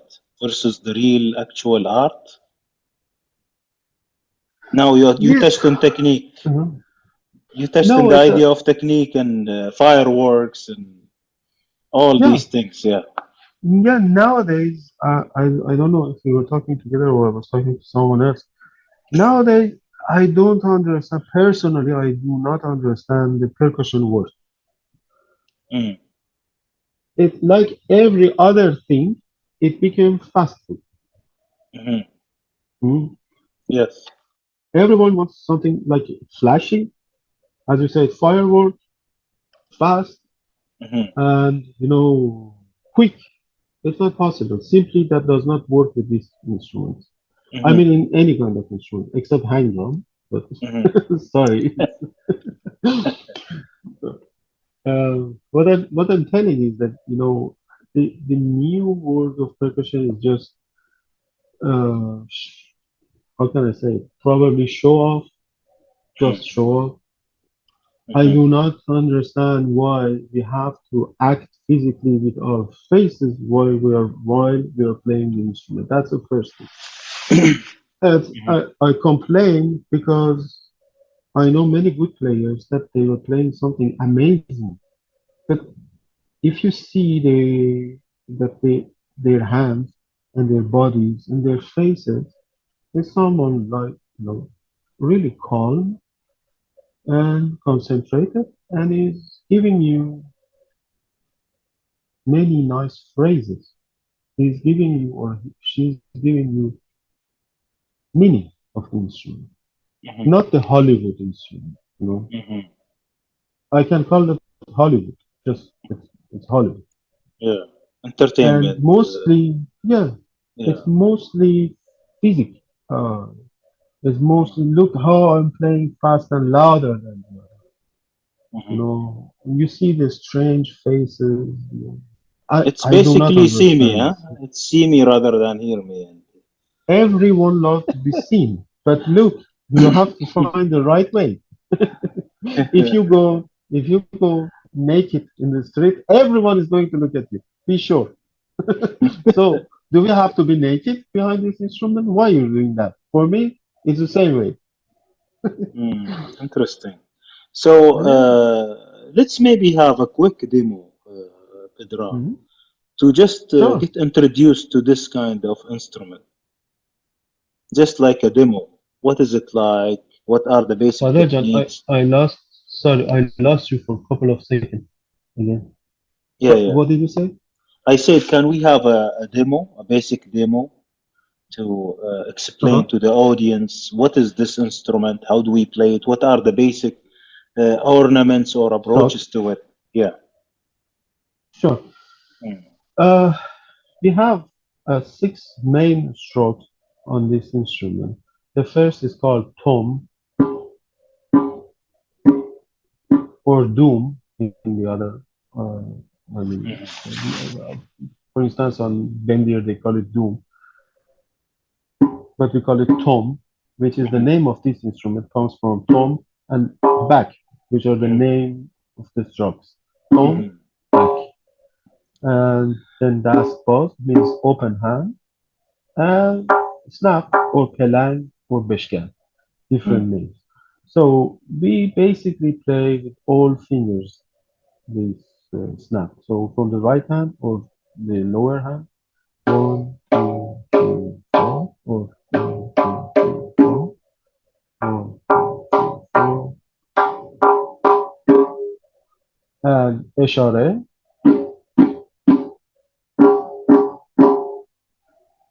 So this is the basic of this instrument. Go, back, eshare, eshare, back, yes. And then the variation of the and backhand bass. So that's amazing. Very simple thing if I want to play an Iranian 6/8, call it.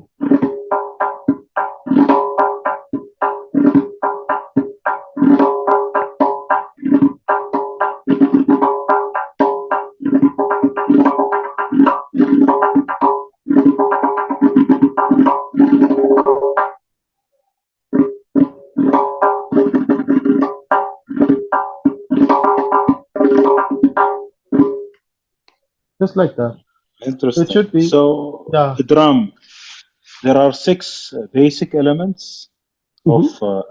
if we call it attack, maybe delicate attack. And Yeah, then the what you have played, you call it basic. And I know you guys are so advanced in your, even though I mean the rhythms you have are not many actually. They are 6/8 and 6/4 and very few. But when it comes to exactly. playing rhythms, Hmm. it's amazingly so diversified. And you Right. call it simple. Let's see a complex one first, so people can see what's the difference between simple rhythm, which is the 6/8 you have demonstrated, versus Yes. another one. Just choose an example, and then we can go on. Sure. We can play this six type well in the Western world they call it dotted quarter note, but we call it six. We can call it six beats or whatever because anyway for us Yes. we say six. So if we can break the rhythm to many other for instance if we call it 6 or 12 we can do it in 5/7/5/7 or 5/7/7/5 or anything which is close to this. Mm. I mean, this is the mathematical part of that. And Mm. then we have to add, of course, the sense in it, otherwise it becomes like computer. Mhm. Uh, there is one thing. Yes, we do not have, as we spoke about that, I think already, we lost many elements from the Persian music, especially the rhythm. Mm. Uh, that's why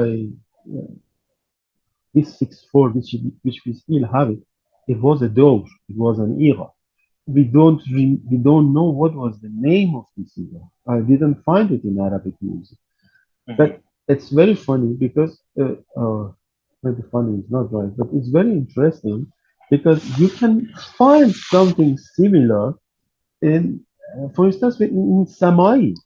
You put Mm. the almost the same type of accent in Samai, and then you in R64, which is the casting. So I go back to this 6/8 before I'm going and rambling about the other. Yes. Yes. So yeah.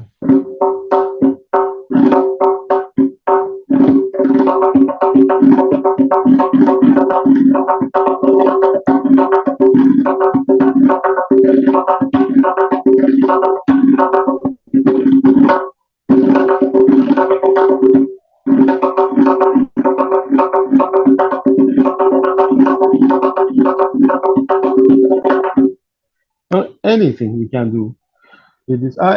Also I have lots of composition in this book. Mhm. We call it Daftar Mash. which means notebook, uh, and Mhm. it contains 60 exercises for Tombak based on some on the Persian rhythm. I mean the doors mostly in six and four, Mhm. uh, and yeah, I'm writing the second chapter of that. I showed it to you last week. I Yeah. think they were hanging on the Yes. yeah And this on is my this is your book, right? You have three books now. yes yes it is one of them, and what you see here it's they were hanged on the rope last week. You remember Yes. I Yes. finished it, so when I'm going to Iran I'm going to publish it, and I'm very happy Interesting. about Interesting. it. Yeah. Interesting. So now this thumb book, based on Mhm. these six basic rhythms and the minimalist Mhm. design, can go beyond all the limits, variations, artistic style, everything. It has reached to this level.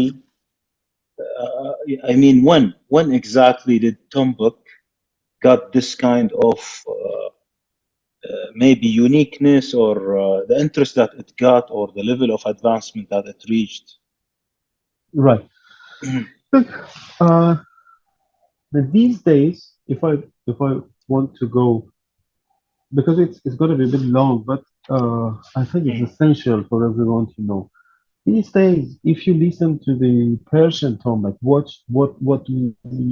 they are, I mean, the new generation of players they're playing, Mhm. technically, well, technically, because sometimes I don't recognize this as technique, but if I want to go with easy on it and say, okay, these are the techniques, technically they are really advanced Mhm. because they play many things, many strokes, which doesn't even belong to combat, and it can be mostly like exercise, which I don't complain.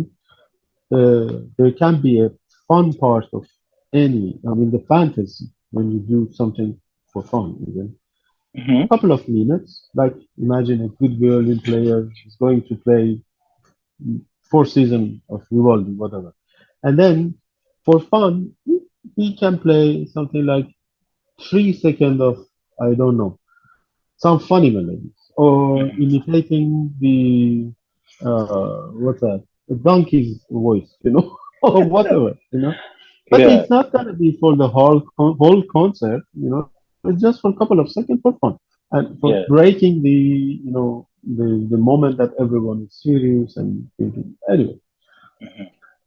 but unfortunately, these days we have just your fantasy on Tombak, and you hear lots of strange noises, which has been recognized as technique. Anyway, I'm telling you, it's good to know that, but we should not lose the meaning of this instrument and what is it for this instrument and why Mhm. we are playing percussion. Mhm. You know what I mean? There is a culture behind the percussion. You cannot do that in the world of tabla. Tabla has something like 8 to 10 strokes. You Mhm. cannot add even one single stroke to this instrument without confirmation of the big masters. They are going to kill you. No, they're not letting you do that.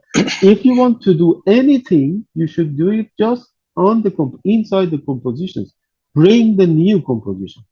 Mhm. For us, you know what happened? It's like I cannot, I cannot write a poem. I consider myself like a poem. I can't write a poem and I blame the alphabet. And I Mhm. say we do not have enough alphabets. So that's Mhm. why I cannot, I should have five more alphabets, then I can write a new poem. You know Interesting. what I mean? Yeah. Yeah. This happens. This is happening. This is happening Mhm. for many instruments. Mhm. Unfortunately, the top of that is Tombak. That's a difference between because I told you again. I will go back. It's a bit political, but after revolution, we lost many things, Mhm. many things. Mhm. The great masters, they have been retired, or they went out of the country, or even they didn't touch their instruments. So there was no one to watch and control, not just control. I mean to lead the other generation, Yeah. to tell them that look, this is our traditional music. This is our traditional way to play the instrument. You know, you Mm, can develop the things, but you cannot change the grammar of something mm. under the name of the I'm bringing the new thing. You know, Interesting. Interesting. yeah, I But told you if you want to mm, build if you want to build a new building, you do not need to destroy the old one. Imagine that someone comes and say, "I want to destroy the Acropolis because it's old, mm, and I want to build my new, I don't know, tower there." yeah. Go do this in the other land. You know what I mean? It's Hmm. I mean, we should not touch this. I mean, we can develop it. For instance, look what happened from Tehrani to my master and to my master of my master, Iftita, and to Nasser Fahrenheit. I give you bunch of names. All Hmm. of them. Imagine that you have a circle. Tehrani is here, Iftita is here, Rajabi is here, Fahrenheit is here. All of them are in this circle, in this grammar. Hmm. No? Hmm. It's one system. It's a game that has its rules and Exactly. its culture. Yeah, I got So you. we Yeah. call it grammar. Why that Hmm. doesn't happen to the literature? You know, Hmm. I mean, because we have masters, we have many people that they're watching this thing with the full caution, and they are taking care of that. They don't let I am afraid, Pedram, even literature is being attacked nowadays. it Everything, has been art, music, everything. exactly. But Yeah. the weakest part is still is music, and the weakest of the weakest in our music is this poor instrument. Yes. You Yes. know, Mm. uh, and I do not understand. Oh, because I go back to the first thing I said. The technically, which if you call it technically is advanced, but there is no what's that? New phrases. There is no compositions. There is nothing about the door ira on this Mm. instrument, which is Mhm. which these instruments are based on. Mhm. Look, Yeah. forget the names and borders and things like that. I mean, in a whole region of Middle East, if you say to someone Georgia now, almost everyone knows except Iran. Mm. Recently, some people are getting into that. Yeah. They're trying to find. But we had lots of heroes, no one. It's Mhm. written, no one reads it. I told you about a Mm. bunch of spoiled kids. Just they're looking for the Hollywood and flashy things. No one goes to find one book which is written, which all those names and marons and whatever is written. At least read it. You know what I mean? Yeah. Read it and try to find the accent. Mhm. I told you about the poem. The guy cannot sing, write the poem and say put the blames on the alphabet. Yeah. Yeah. Mm. The knowledge of the rhythm is getting, shrink. It's going to be, and everyone wants to play something really fast, and it's type of 2/4, 8/4, 8/16, and this kind of thing, just to attract the, to what's that? Yeah. Yeah, to get the eyes. Mhm. It's all about me. Look at me, look at me, Yeah. look at me, look at me. I'm doing something that anyone doesn't do on this comeback. Yeah. Yeah. You So, should just Master, look at me. Yeah. if we look at the history, like who brought this instrument to an important place? For example, you told me Saba was really a trigger of making very important attention and a trigger to Yes. this. Yeah, Yes. let's go from Saba to others. What have been done really for bringing this to an important level of attention? Yeah. Sabah was, Abul Hassan Sabah. He's a really brilliant Mm. musician from Yeah. master from Iran. Mhm. Um, He was just like, how do you say, dictionary, دائرة المعارف, what we say, of Yeah, music. encyclopedia. Yeah, موسوعة. Exactly. Yeah. And he gave this to many people. So, I mean, his students, lots of students, he educated. Mm, But what we have now definitely comes from that era. The seed is from Sabah, but the gardener was Tehrani, Hossein mm, Tehrani. What we are doing on this instrument now, I mean, the classical tombak, which we call it, to mm, have the clear sound, specific strokes, understanding of the rhythm. Definitely, it comes from Hossein Tehrani, master, great, great mhm, master. mhm, Uh, if I want to compare it, well, uh, not in that scale, but if I want to compare it with the Indian music, I can say he was almost the same age and around the era of Ahmad Jan Tirakova, which is Mountain of Tabla. And mhm, Hossein Tehrani for us is almost like that. mhm. But unfortunately, he had a sad life because of whatever we talk about, Yeah. and lots of sadness. Mhm, Anyway, but I personally, I'm indebted to these guys, Sabah, Tehrani, as great, great master. And the continuation of that was Iftitah. mhm, What specifically our school, I mean, after after Tehrani, uh, Tehrani didn't teach too many people, you know. mhm, Had a couple of students, like Master Shemirani and Jahangir Malek. But I mean, the main school of Tombak was Amir Nasser Iftitah. mhm. His techniques were are based on Tehrani, but he, how can I say, he developed the Mm. writing method. I mean, All right. he developed method for Tombak by writing lots of things. Mm, And also, he had a school, and he used to teach every week many students. Almost every every great master after Iftatah we have, somehow they were his students or a student of his students. mhm. So Iftatah is one of the strongest roots for the new generation of Tombak. So maybe we can say Saba Yeah, with his teachings, including Tombak teaching, and maybe the exactly. method and compositions you told me.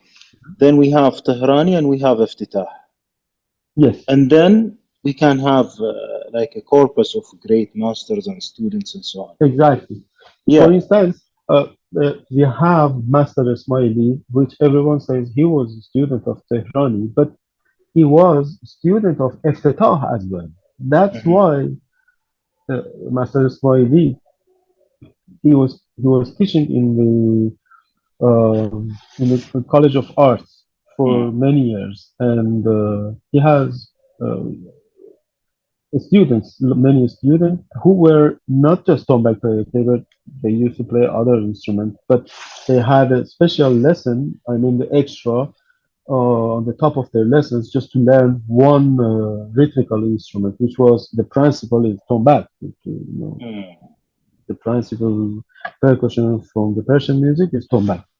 Hmm. Daf is folk, daira is folk. It's not the traditional ones, but Mm. also those are not indoor instruments. It's tombak is indoor instrument, and we can talk about that if you like. I can describe, Yeah, but please. uh, Yeah. yeah, yeah, yeah. This is the main percussion from Iranian music, and what is today and it was already. Mm. Uh, but unfortunately, these days, which we're talking, something like uh, go back to see it as a Hollywood and entertainment, DAF is pushing Tombak out Mm. because you can see it. Just check the recent concert. You see a gentleman with a sitar and the other one with ney or kamanche. They are playing a fast charm drop with that, which is 50 mm, centimeter instrument mm, with the plastic skin on the top. And imagine the sound. mm, If we take the microphones off, no, if we don't mhm, control the sound, I mean artificially, which instrument can sit together and play together? Can you put can you put a DAF next to the tar or next to the santur, which are louder than the other one? I'm not just talking about sitar. In mhm, a room, what will happen? You won't hear anything. mm, So something is wrong here. I don't know why no one pay attention. It's like if I bring a Sorna player in a small room, 3 by 3, and put it next to a setar player. That doesn't work. Simply doesn't work. mhm, We are losing the sense and direction. mm. These days, I can say that from my bottom of heart that by mixing everything, we are losing the of sense and direction of music. Yeah. No matter where, you can see that. Mm. You are You right. know Yeah. I see. why Mm. we should have cajon, bingo bango, and daf in the Persian traditional music. I I don't understand it further. You want to Yeah. sell the ticket? Good. Sell the ticket for zoo. Yeah. Interesting. Interesting. I got you. So continuing, Master, on let's see the idea of a method for Tombak. Let's go to the beginning. How did it Mhm. develop? Because I know you are working on this and you are expanding actually the literature. Let's Right. start from Yes. Saba, going to Yes. Iftitah, your effort into publishing Iftitah's method. Take us Yes. into that journey, please. Sure. I can bring it. I found one. I think just if you give me 1 second, I'll bring it for you. Sure, sure. It's nice if you see that. Yeah. Here you see this book, Hmm. which is almost 30 years ago, Mm, from 30, almost like 30 years ago. mhm. I began to gather to collect everything from. But actually, we have an old photo from him. Uh-huh. It's Master of the Top, Amir Nasser of the Top. Mm, And here is while he was teaching in his school. mm, Yeah. So, and I show you something which is really interesting, Father. mm, Here you see, this is a copy of, mhm. I hope the camera can zoom. Yeah, if you can Mhm. go a little further. Yeah, Further. if you can. Yeah, maybe a little You see that? further, a bit further. Yeah, yeah, How's it? clear. Yeah. That is a copy of the handwritten page from Abul Hassan Sabah. Wow. This had a date. Mm, I think it was 1918. It means uh, 1929, if I'm not wrong. mhm. Or 30, 1930 or 29. That's very early, yeah? Like 20 years Very before. early. Yeah. Yeah, yeah, yeah. Mm, So this was the method which Sabah wrote for Tombak.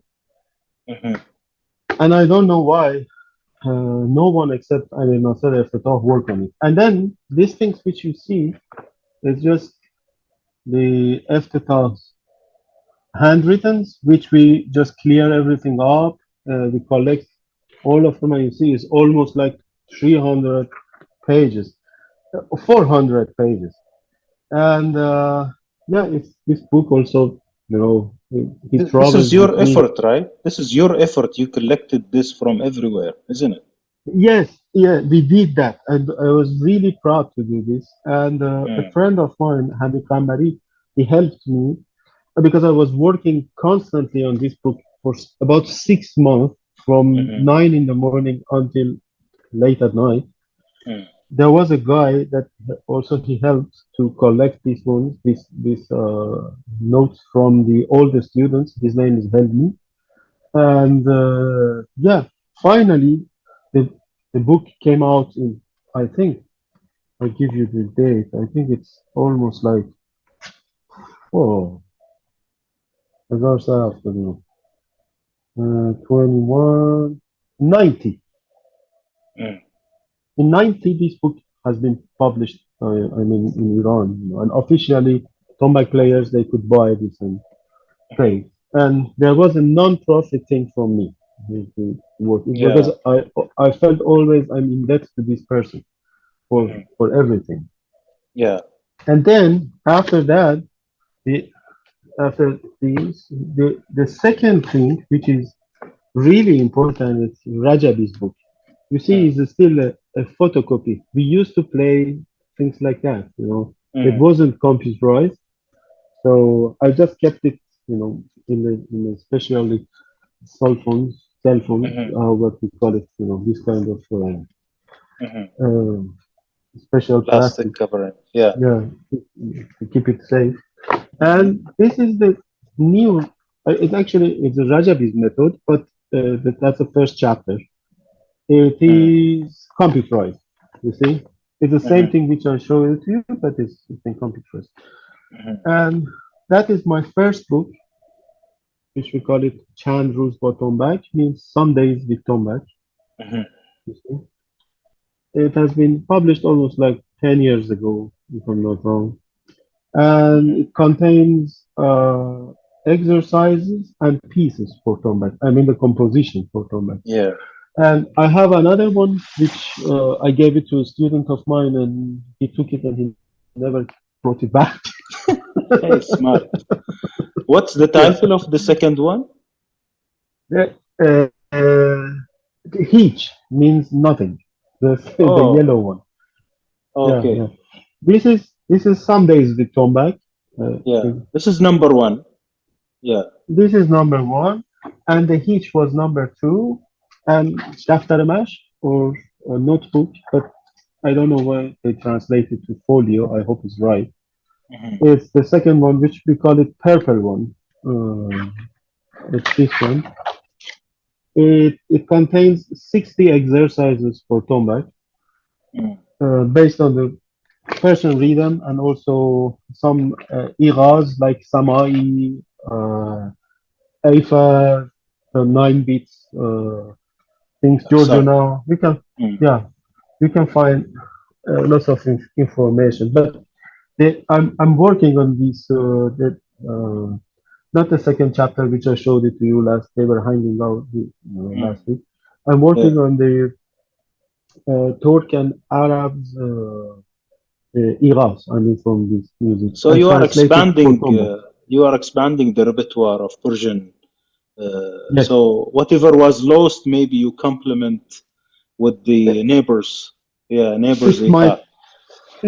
it's my wish, and it's one of the biggest goal I have in my head, Father, and I Mm. think it is essential for Tombak Mm. because if we do not have this type of, it's not about me that I'm doing it. It's Mm. that fortunately, I have access to the information, and I put lots of time and effort to write those uh, doors or eras down, Mm. put the right accents, write it down, and translate it to the Tombak letter, we say, Mm. and write a composition on that era for Tombak. What do you mean by composition here? Because, for instance, we have Samai, okay? I show it to you. I did it here. I did one small rhythmic composition, maybe, Mhm. because there is a structure from 0 to 100. Mhm. Yeah. So you For mean instance, it's a progressive method, right? it, well, it's up to you. Whatever you, I don't. I'm So not. it goes from simple to complex. It's not a random collection of things.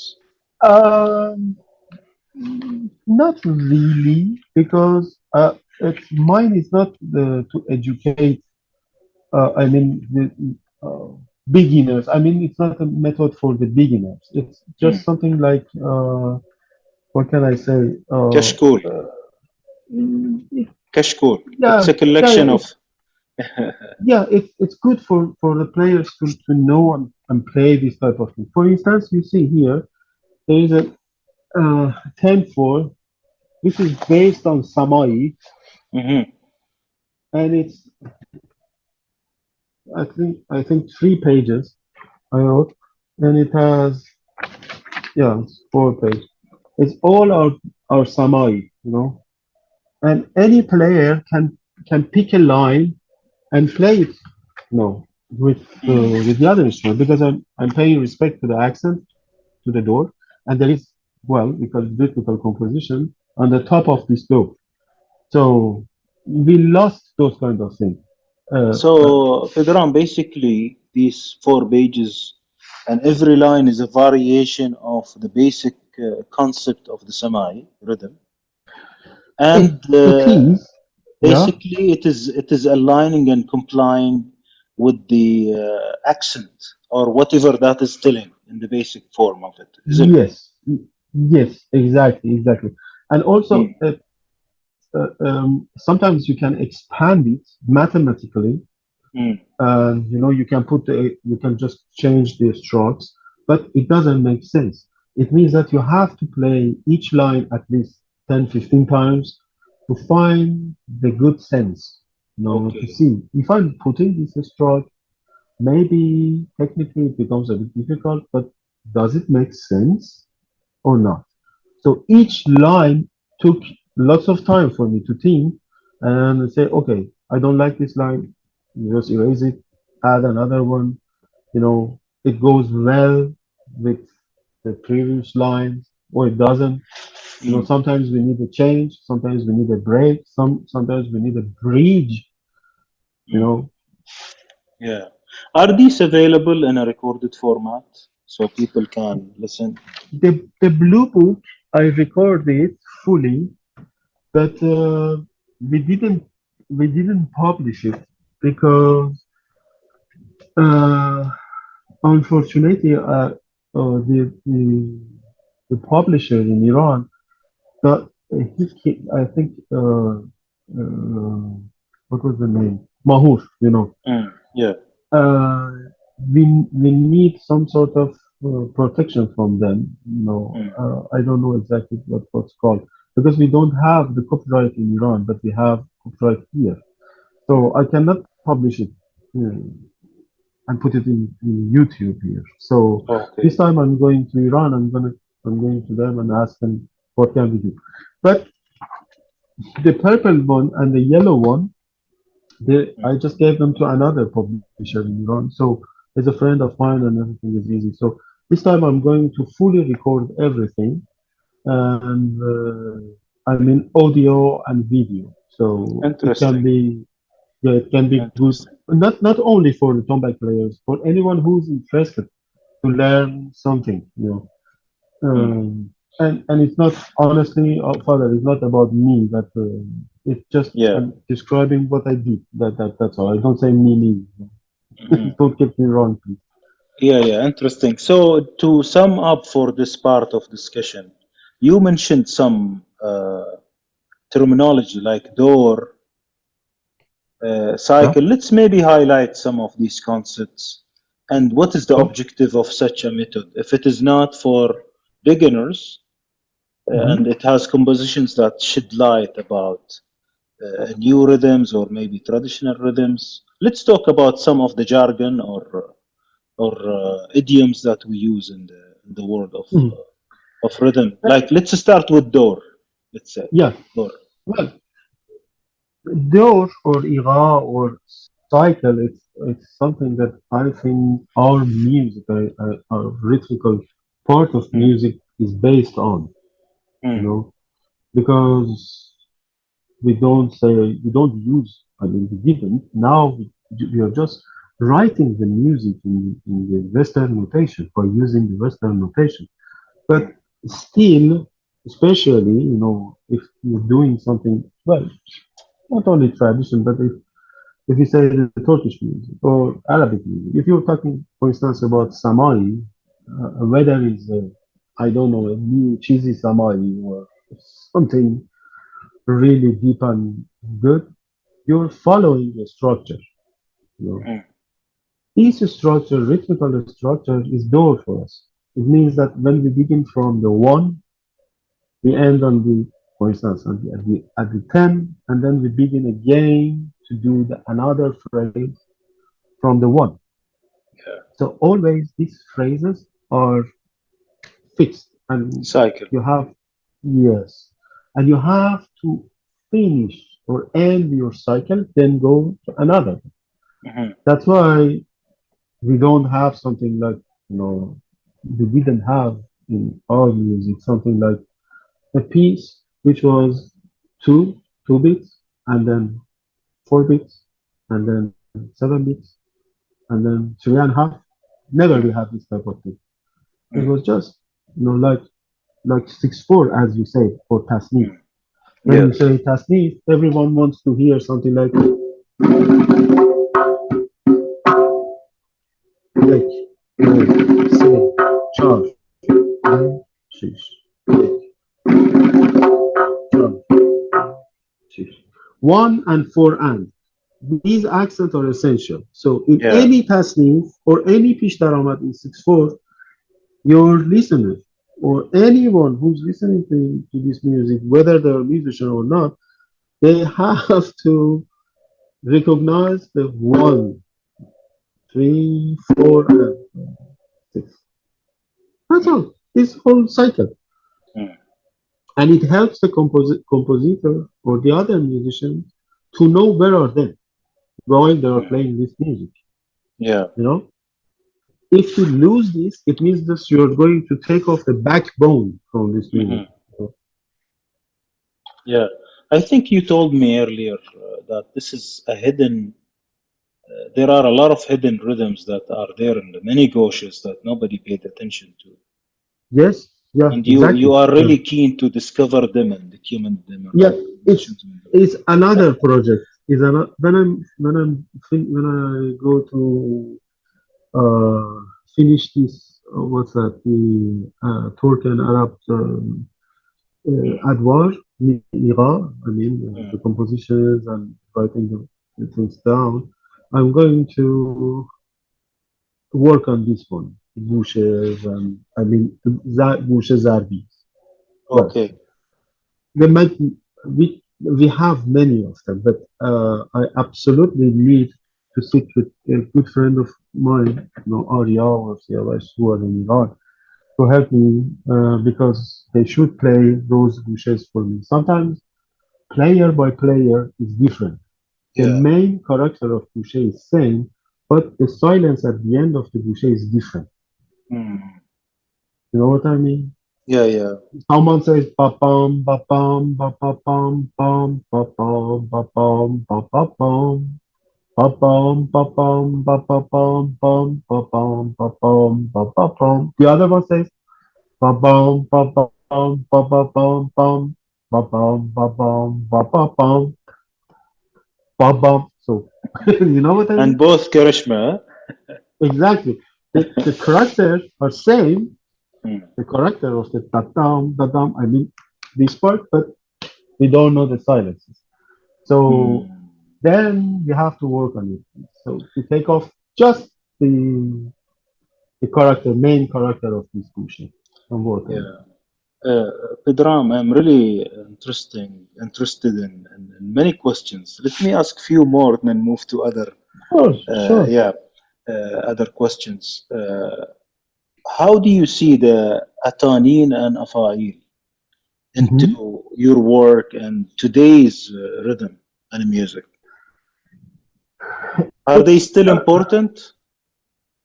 I think they're still important. Mm. I mean, you can use them for many things. First of all, I said just from my personal experience, I would rather to use atanin than afail. Mhm. Afail or aruz is mostly for for poet, Yeah. so which is good. but Yeah. he is. Uh, uh, but I mean, if I want to play something, or not just on Tombak, just like no ta ta ta, no use just the claps and the snaps, something like that. Probably Atanin helps me to transfer the feeling of the rhythm a bit faster and easier than the other ways. Yeah. Also, player by player, they used to sing something. We don't have the culture of singing the rhythm like the Indians, but it's funny because someone like Hossein Tehrani or people before before him, they used to use the words, which is almost like a tongue, you know. If Hmm. it's the simplified version of that. Yeah. For instance, they say for 2/4 or some sort of 2/4/4/4, like the ratati tatam, which I will find a video of Hossein Tehrani and I'll show it to you. It's something Mm. like they used to count it with words. They say yek sado bisofan, sado bisofan. It's 125. You Yeah. know, Yeah. Yeah. it's or bale bale, like or this type of thing. Mm. So, but I think if you want to teach, because now these days we are using the notation. So, Hmm. uh, if you have the notation in front of you, you don't need really to use the acronym. Someone else was working, I think that was something like 25 years ago. His name is Arshad Ahmasadi. He's a poet and composer. He was Yeah. using some words like robab, daf, zadam, or things like that, you know, Mm. which dadam is tanan, zadam, tanan, you know, this Yeah. type of, wasting the time because Hmm. why you're using the zadam instead of tanan? So Hmm. tanan is exists at least for 400 years. So it's again that I am here, you know, I'm exist. That's a problem Yeah. of I'm exist. We Yeah. have Yeah. lots of this kind of things, which, Yeah. okay, if you want to use things and teach them verbally, I think the best is Atalim, regardless of the stroke which you have to play, Hmm. because it doesn't show which type of a stroke I should use on my instrument, and it makes some sort of a confusion for the student. I mean, especially for the beginners, intermediate. Yeah. Yeah. Now, is this related to the grammar of rhythm? Is there a grammar for rhythm? Pardon me, I didn't get it. Is there a grammar for Uh-huh. rhythm? Looking at the afanin or sorry, atanin and Uh-huh. whatever possible things that are similar to the culture of the rhythm. Are there any grammar Uh-huh. rules that are To out there sing. lying out? Yeah, for the rhythm itself, You grammar. mean, yeah, you mean for the Tombak players between them, among them, just to sing? Because Yeah, I the if you grammar understand itself, what's like the grammar, like a yeah, language. It's a language, like you mentioned earlier. It's a yeah, grammar, right? Hmm. yeah, of course. It's the thing which most of the Tombak player, or not even Tombak player, some of people when they're singing the rhythm, it's funny because you see someone who's not into the music world, but sometimes you find them somewhere among the other friends, or if you do the party, guy comes to you and say, "Ah, you play dum rata dum rata da da," you know. It's Hmm. funny because they don't Yeah. even touch the instrument, but they remember something. So that it means that this the way of the sound of the instrument is building up another language, Hmm. to their head. I do the same thing. Sometimes when I'm playing something, I don't do it with atonim. I just imitate the sound of instrument as a grammar here, like tum Hmm. tum da da dum da ra da ra is usually for ornament with back ra. Hmm. You know, Hmm. Yeah. if I want to show it to you, say ra tum tum ra da dum da da da or rum down rum down rum down rum down rum down rum down rum down. ram down. It's and it's funny because player by player, the bass is same, but sometimes they change a little bit of syllables Mm. Yeah. because we don't have the fixed way. I mean, we don't have the specific grammar like Indians for that. We lost them, Mm. you know. Yeah. And also, it's a bit,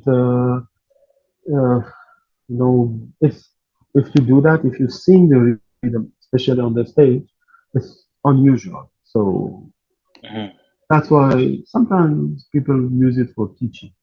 It's not something that actually what I've heard from the Indian music, it was the same thing. They used to sing just for teaching, sing the rhythm, I mean, Mhm. just for teaching, not performing on the stage. Mhm. Interesting. Yeah. One Yeah. last question before we move to teaching and practice. Okay. You mentioned music many times, and many people say rhythm is maybe one part of music, let's say half of it. But do rhythm players need to understand the music's maqams, dasga, and gushes, or how do you see that? That's very good question. I Mm. am sure that is going to piss off many many of my colleagues. Yeah. It is essential for them. Mm. It is essential.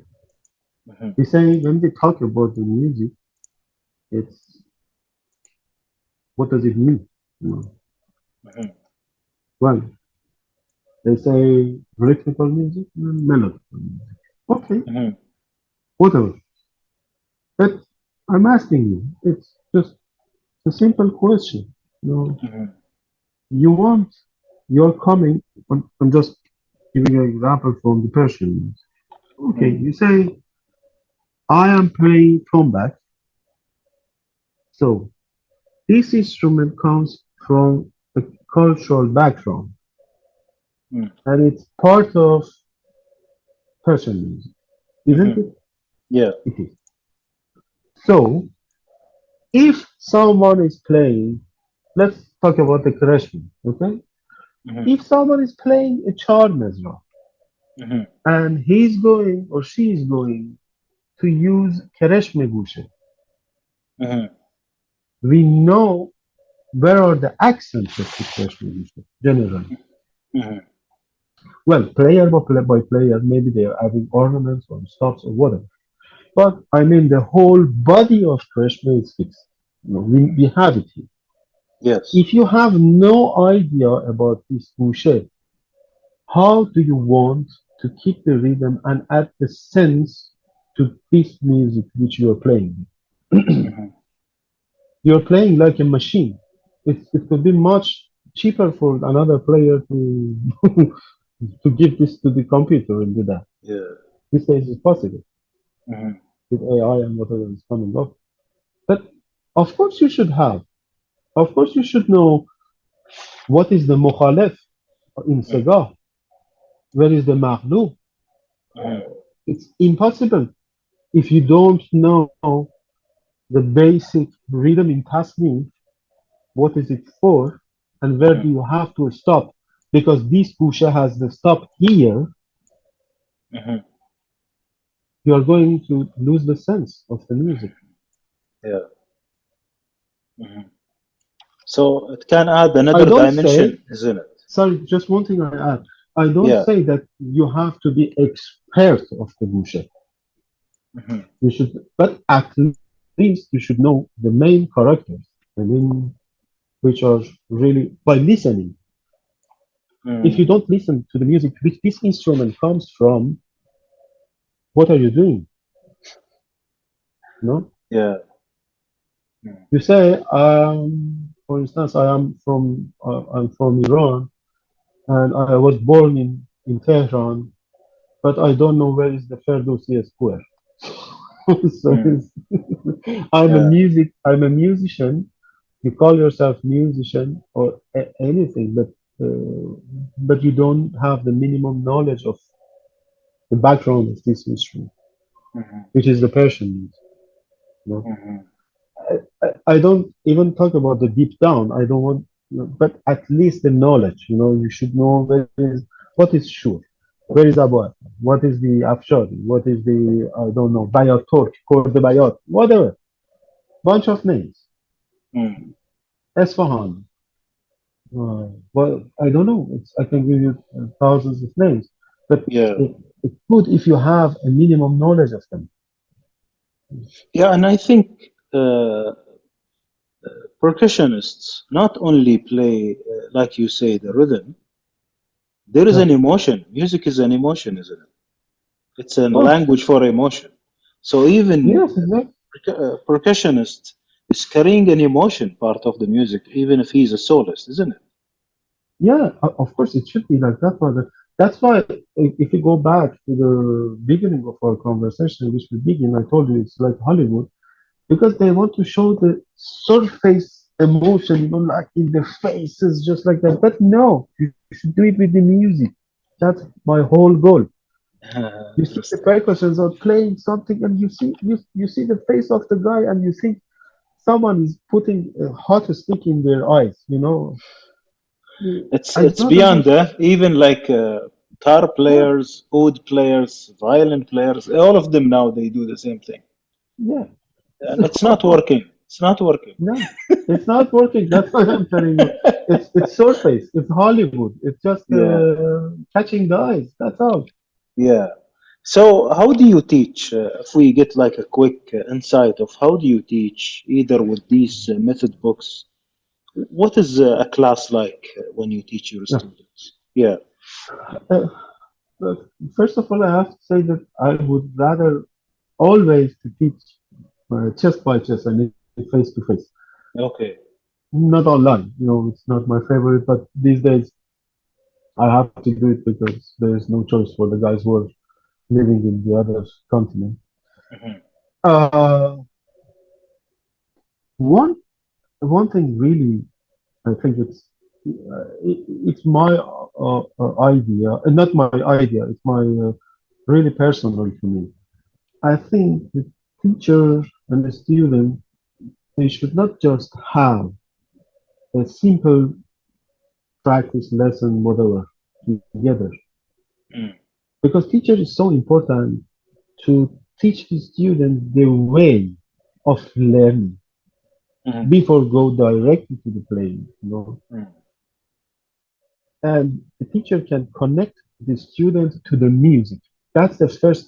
If you go to someone that doesn't, he or she doesn't know the music, probably he or she can give you something, no, Mm.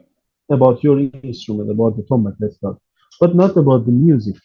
Mhm. So technically, you're learning something, but I mean, musically, maybe not. So in while I'm teaching my student, even they are beginner, beginner. Mm. In our seminar, that happens. Yeah. Always, if I give them a simple 4/4, after a couple of hours or probably 1 2 days after the first or two lessons, I said, let's listen to this music together. Mm. By this way, you are going to put a seed of thinking. Mm. And the guy, if of course, if he wants to continue, this can push him, okay, to think what I'm learning now, where should I use it? Mm. And so this is the place for using this rhythm, this Mhm. tone. Mm. If I'm listening to this tasnee for, let's say, Morga Sahar Mm. from Neidawood, so when I'm teaching you in rata, in bound, in rata, in slowly, the guy is going to get connected to this. Even technically, he Mm. can't play, but he's going or she's going to realize where am I, where should I use this, and why I am learning this instrument. Mhm. I don't want to become, well, playing solo is good, nice, Mhm. but why we are playing Tombak? Just for solo? Of course not. So Yeah. if you want to be a soloist, just soloist. Mm. Cut yourself from whole world and stay alone and play technique all day. Mm. But when you put this guy next to another tar player or santur player, He cannot, he can't even has a bunch of techniques and knowledge about the playing fast or flashy or strange technique. He Mm, won't realize the emphasis of this music. mhm. You know Okay. what I mean? Yeah, So you yeah. should know why you are playing this instrument in the first step. I do that with my students. I always tell them, please, this instrument comes from a Persian background culture. Listen to this music. I help them. I give them links, YouTube, whatever. Mm, And also, the simple thing, I tell them, if you want to learn something from different culture, try to learn a bit of the language too. Just mm, tiny, even the numbers to count. mhm, Instead of saying sorry, 1, 2, 3, 4, 5, 6, 7, 8, 9, 10, which is not your language, either mine. I mhm, say learn them in 1, 2, 3, 4, 5, 6, 7, 8, 9. That's the first step. It's mhm. for the non-Iranian, I Yeah. mean. But even for the Iranians, I tell them, after a couple of lessons, uh, listen to the Persian music, and after a couple of lessons, this piece is part of your lesson. You have to work with that. You put the speaker in the room. You play with this music, and you should be able first to keep the exact beats Mm, and put the sense of the music as well. I don't mm. want to play like a machine. It's my own way. Approach. I Yeah. mean, well, yes, well, we are working on the books, method, whatever, but the goal is that they should know why they are playing this instrument and why we are playing this instrument. Interesting. Interesting. And the practice is as you said, they put a loudspeaker and they connect it to a traditional piece or a piece of a master and they play with it or they go into the book. What is the practice routine? Yeah, the routine practice can be, for someone who's beginning to play from scratch. It can be the really simple method. You know, Mm, uh, just they have to build up their muscle memory, mhm, learn where we have to put our hand, on the right position in this instrument in mhm, order to get a good sound, clear. mhm, One thing which I'm always repeating in my classes is I'm telling them, look, music. mhm, I mean, imagine not just music. Playing tombak is like when you are talking mhm, to someone. If Because one thing which I hear these days is that everyone playing loud, and there is no moment of silence. It's like that. The silence is not exist in music anymore, especially in the rhythmic part. mhm, Look, silence is really important. mhm. If you don't put any kind of, it's just like someone that is rambling half an hour and he doesn't even breathe. Yeah, You are not going to hear anything. You hear just you're bombarding by the. yeah, So yeah. the silence is really, really important, in the music, and you should understand why we are doing that. What I was saying, I just Practice. lost. This is Yes, the practice. practice routine. Yeah. Yeah, Mm, yeah, yeah.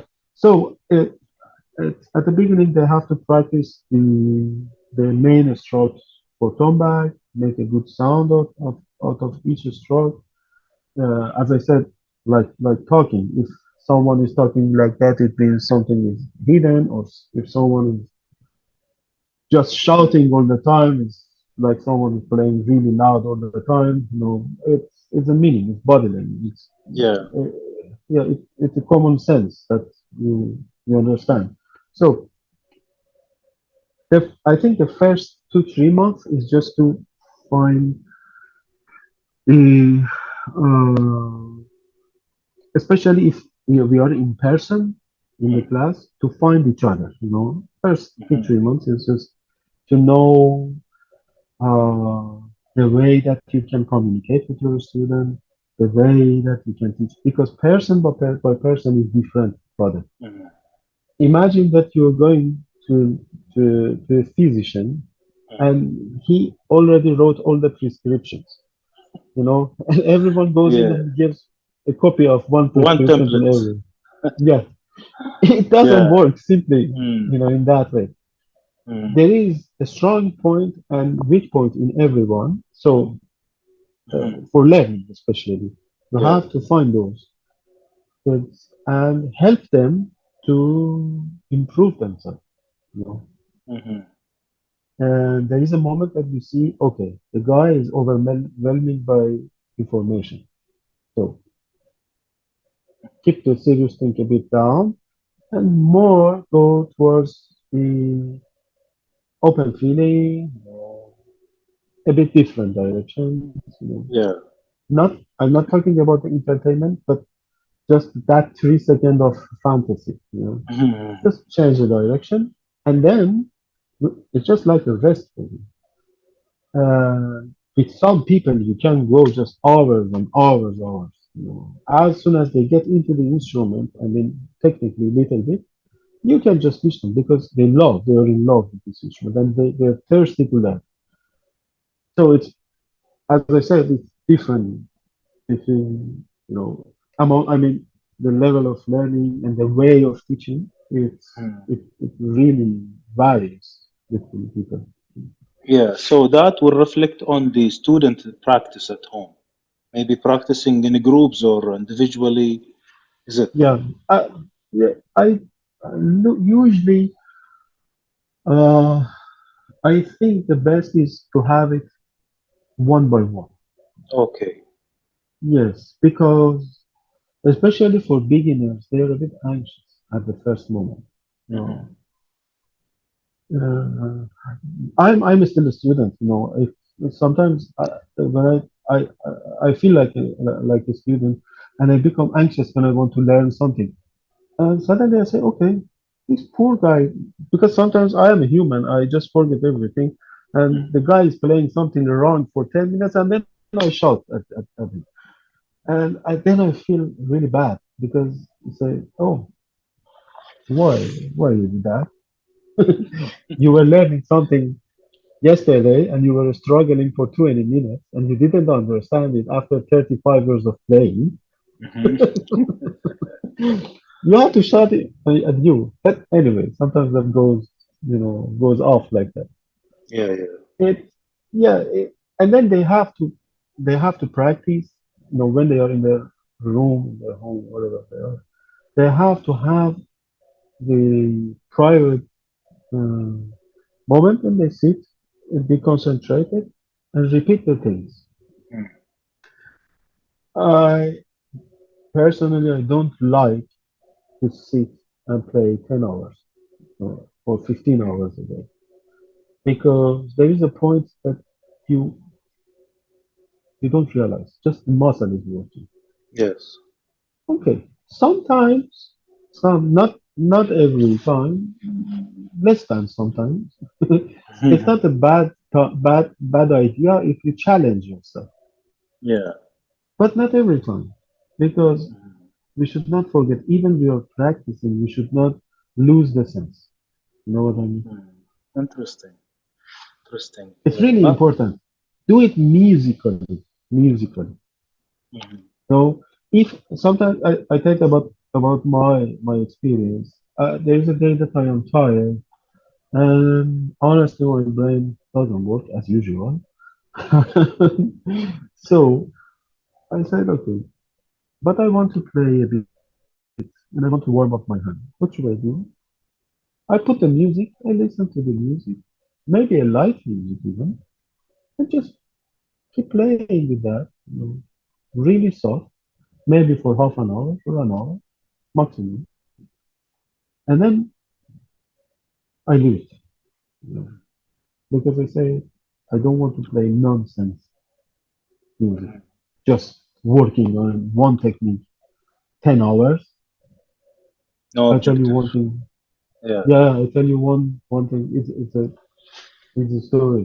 A couple of years ago, I went to for a seminar in Iran. Uh, Actually, that was a private lesson. A girl came to my class. She was a good player, mm, uh, and we had 10 minutes of playing together. And she told me I was really stressed. I said, "Why?" Said, "Because I had a bad experience." I said, "So what happened?" And then she almost had a broken voice and tears mm, in her eyes. He said, "What's that?" She said, "I went to another class, which was like a group class. mm, And when I went to the waiting room, there were a bunch of men. All of them, they were sitting and they were playing on their lap and their knees and their head and everywhere, just warming up and waiting for the start to get into the room. yes, And this story is from the 12 years, 15 years ago. yeah, And, and I get into the room and they looked at me and said, a girl is here. You want to play mm, Tombak? mhm, Tombak is not an instrument for the girls. mhm, Okay. She asked them why. And they asked her, this stroke is called Eshare. We call it mhm, Eshare. yeah, And they told her, can you play 11 hours Eshare per day? And she said, no. mm, Said, you are wasting your time. Go to your home. mm, And she really left that place. She was a good player. And then mm, I told her, really, they told you that the girl should not play Tombak because you cannot play 11 hours Eshare? Just a sick person can sit in one spot in his room and do that for 11 hours. Just a sick mm, mind. Sorry to say that I am frank, but I'm telling you direct. What for 11 hours this? Then what you want to do this with this mm, after yeah, 11 hours? Play it 110, 111 hours. What do you want to do with this? You know? And then mhm, I asked the girl, okay, let's play together. I have a couple of compositions. Bring your camera. We record this composition together and just tell to them that my teacher said that a girl can play tombak, of course, really nicely because she thinks we need without this. We without need 11 this. hours per day, See Ishara. that we need we need brain, not Mm, muscle. Just mhm, this is tool. mm. This is the computer. Of Interesting. course, tool must be ready always. Mm, But when it's empty here, what are you waiting? yeah, interesting. Interesting. Pedram Jan, can you quickly compare the other drumming and percussion style in the region? Like you mentioned a little bit about the delicate style of Tombak and so on. How do you compare this quickly with Azeri, Arab, Indian, Right, and like these neighboring areas, the way they right, understand and the right. practice? Yeah. Yeah. Well, fortunately, I had because of Ross and living in Europe, I had a good opportunity to meet the other musicians. Hmm. So, um,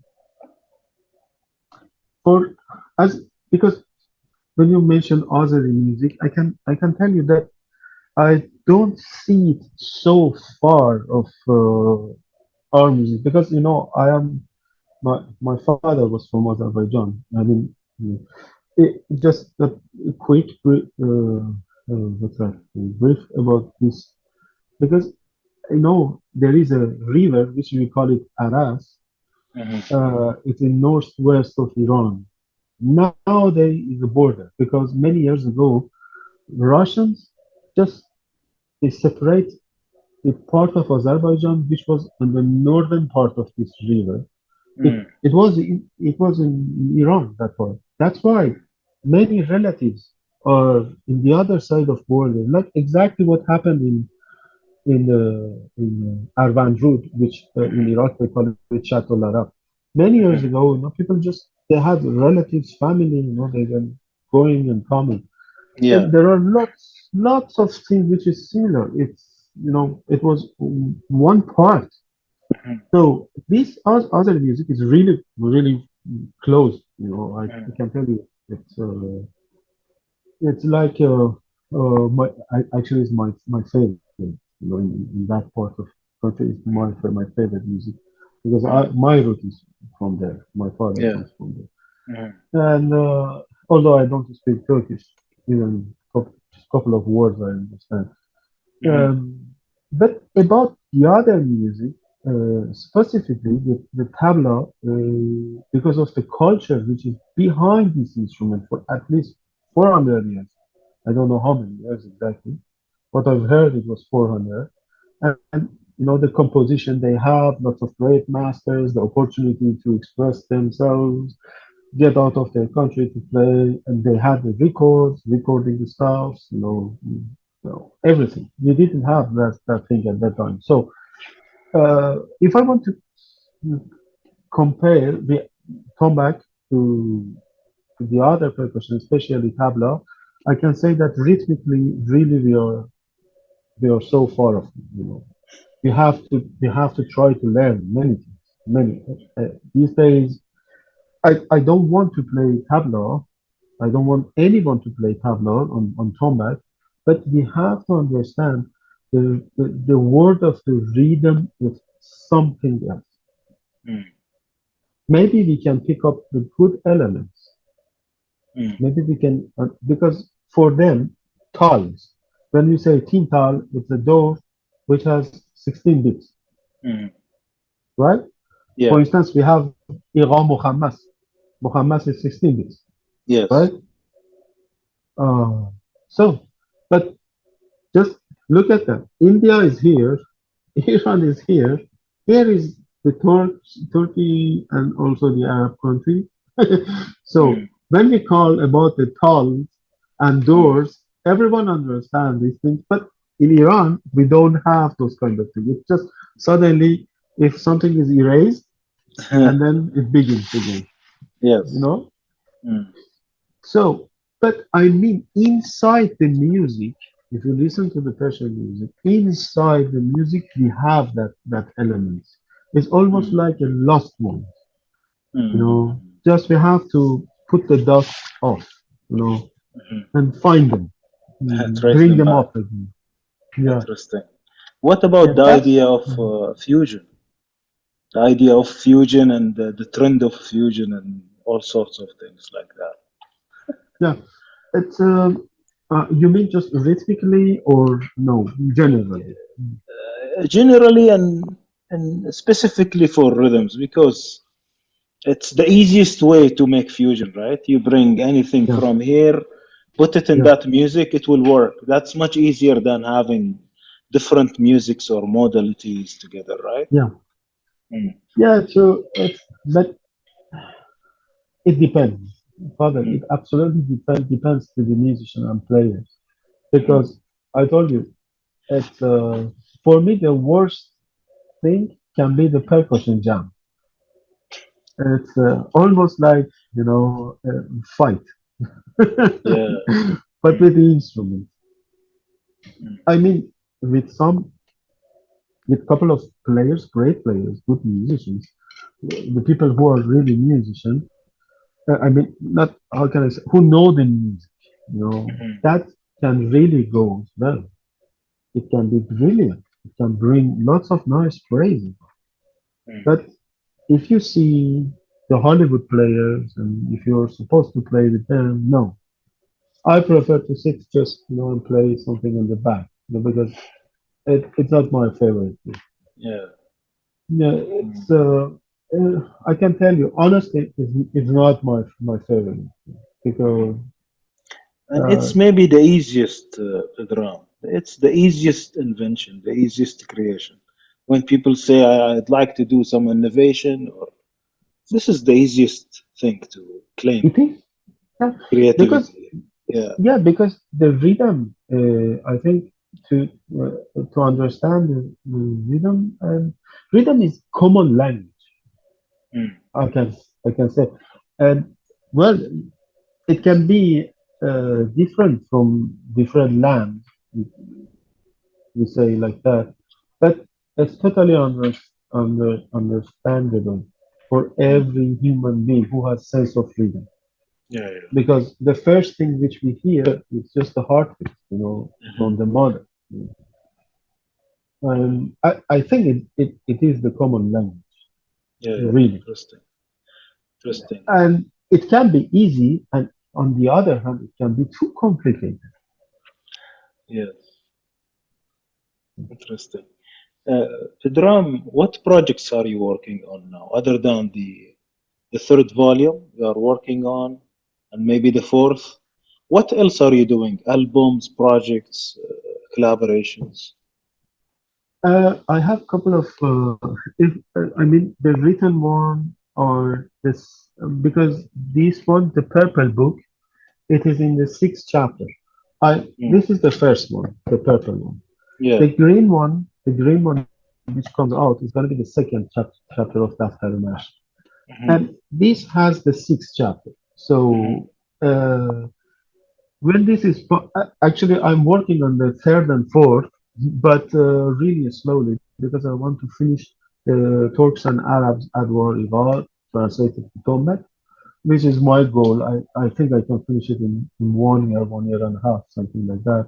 Hmm. And then recording this and the second chapter of this, and also the Hitch, which was the yellow book, that opportunity I don't have it here, and also recording with a good friend of mine, Arya, who plays Santur. Hmm. He's a brilliant musician, brilliant, Hmm. brilliant, and he lives Hmm. in Iran. So we want to work on, which is really, this is very important for me. It's going to be the first time that happened, and he has a great, great, great sense of music. Uh, Someone who plays melodic instrument composed a melodic piece on the top of a rhythmical composition. Hmm. I gave him a couple of rhythmical compositions, which are based on at least three doors. One is Samai, the other Hmm. one was Dor Kabir, Hmm. and the other one was Iram Murabba, which I love them. Uh, Hmm. so, and a couple of more, but they're simple pieces. And we want to record this. He's composing, he's working on them. Definitely, we will record it this time when so it's going to be one important album for me. And also, Hmm. he's going to write the notation down. I mean, everything which he plays. Then we can publish the note and give it to anyone who is interested to learn. Wow, interesting. And you have the workshop and the seminar you will do in Labyrinth soon in the summer. And you are Yes, every teaching year. in back in Iran. You are teaching online, isn't it? Yeah, teaching is part of my, besides, it's just like a background music. Always it's here.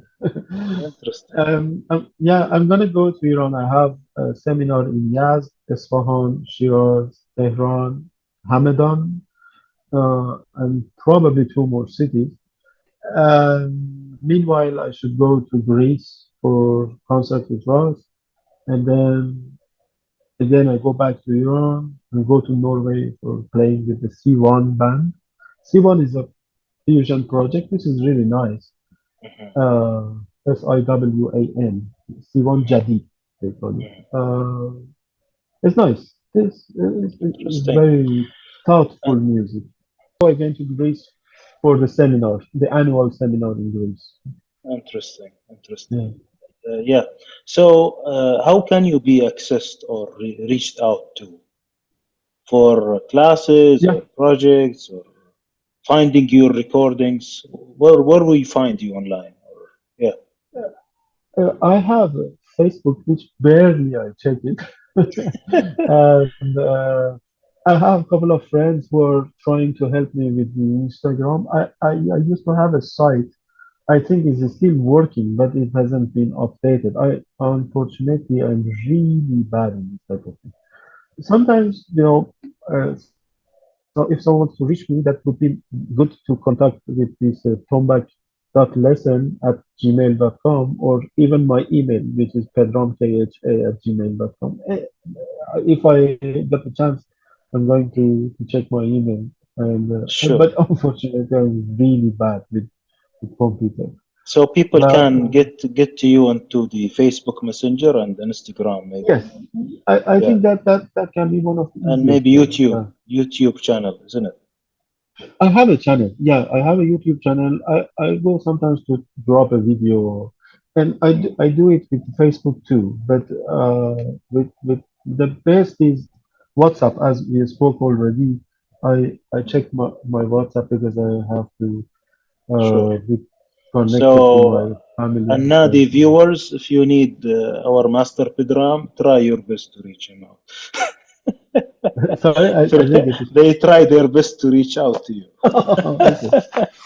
Interesting. So I think this is a very interesting discussion we had, Pedram.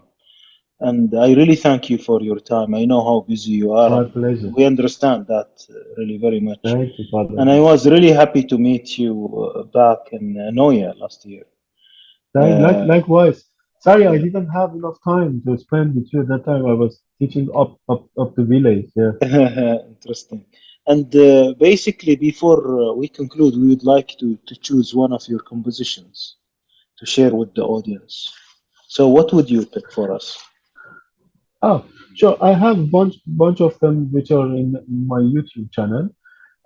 Maybe I send you home, or maybe another one which is for I compose it for Serge. Serge was my beloved dog that unfortunately he passed away a couple of years ago, right at the beginning of pandemic. Mhm, And for 12 years we were together. So mhm, I cannot go to this direction now. It's so sad for me. But mhm. I would maybe I can send you this composition. Uh, it's in Interesting, 17 beats, you know. Yeah, interesting, uh, yeah. interesting. So, Pedram, I leave the conclusion to you. Absolutely. First of all, I would like to thank you, Father John, for this serious project that you have. I'm really glad to participate and be your guest. And one thing I always say at the end of my seminars and teaching, and generally when I'm with friends, because there are moments that we don't realize when we are talking. Maybe we step in someone's feeling or foot, Mhm, we say, or mhm, say something that someone doesn't like, or maybe they took it as an insult. And I just want to deeply apologize for that. If I say something, it's just my opinion. It doesn't mean that everyone should follow it. If I bother anyone, I just apologize. And if uh, I hope it, I hope it's useful, what I say. But just for many things, please don't get me wrong. Yeah, Thank you very that much. It was really a great time with you, and you were so generous and so. I mean, you my gave pleasure. us a lot of wisdom in here, and we will My meet soon pleasure, again. Father. We'll meet soon again. Absolutely, my Yeah, friend. Absolutely. Very happy to meet you as well. yeah. Thank you.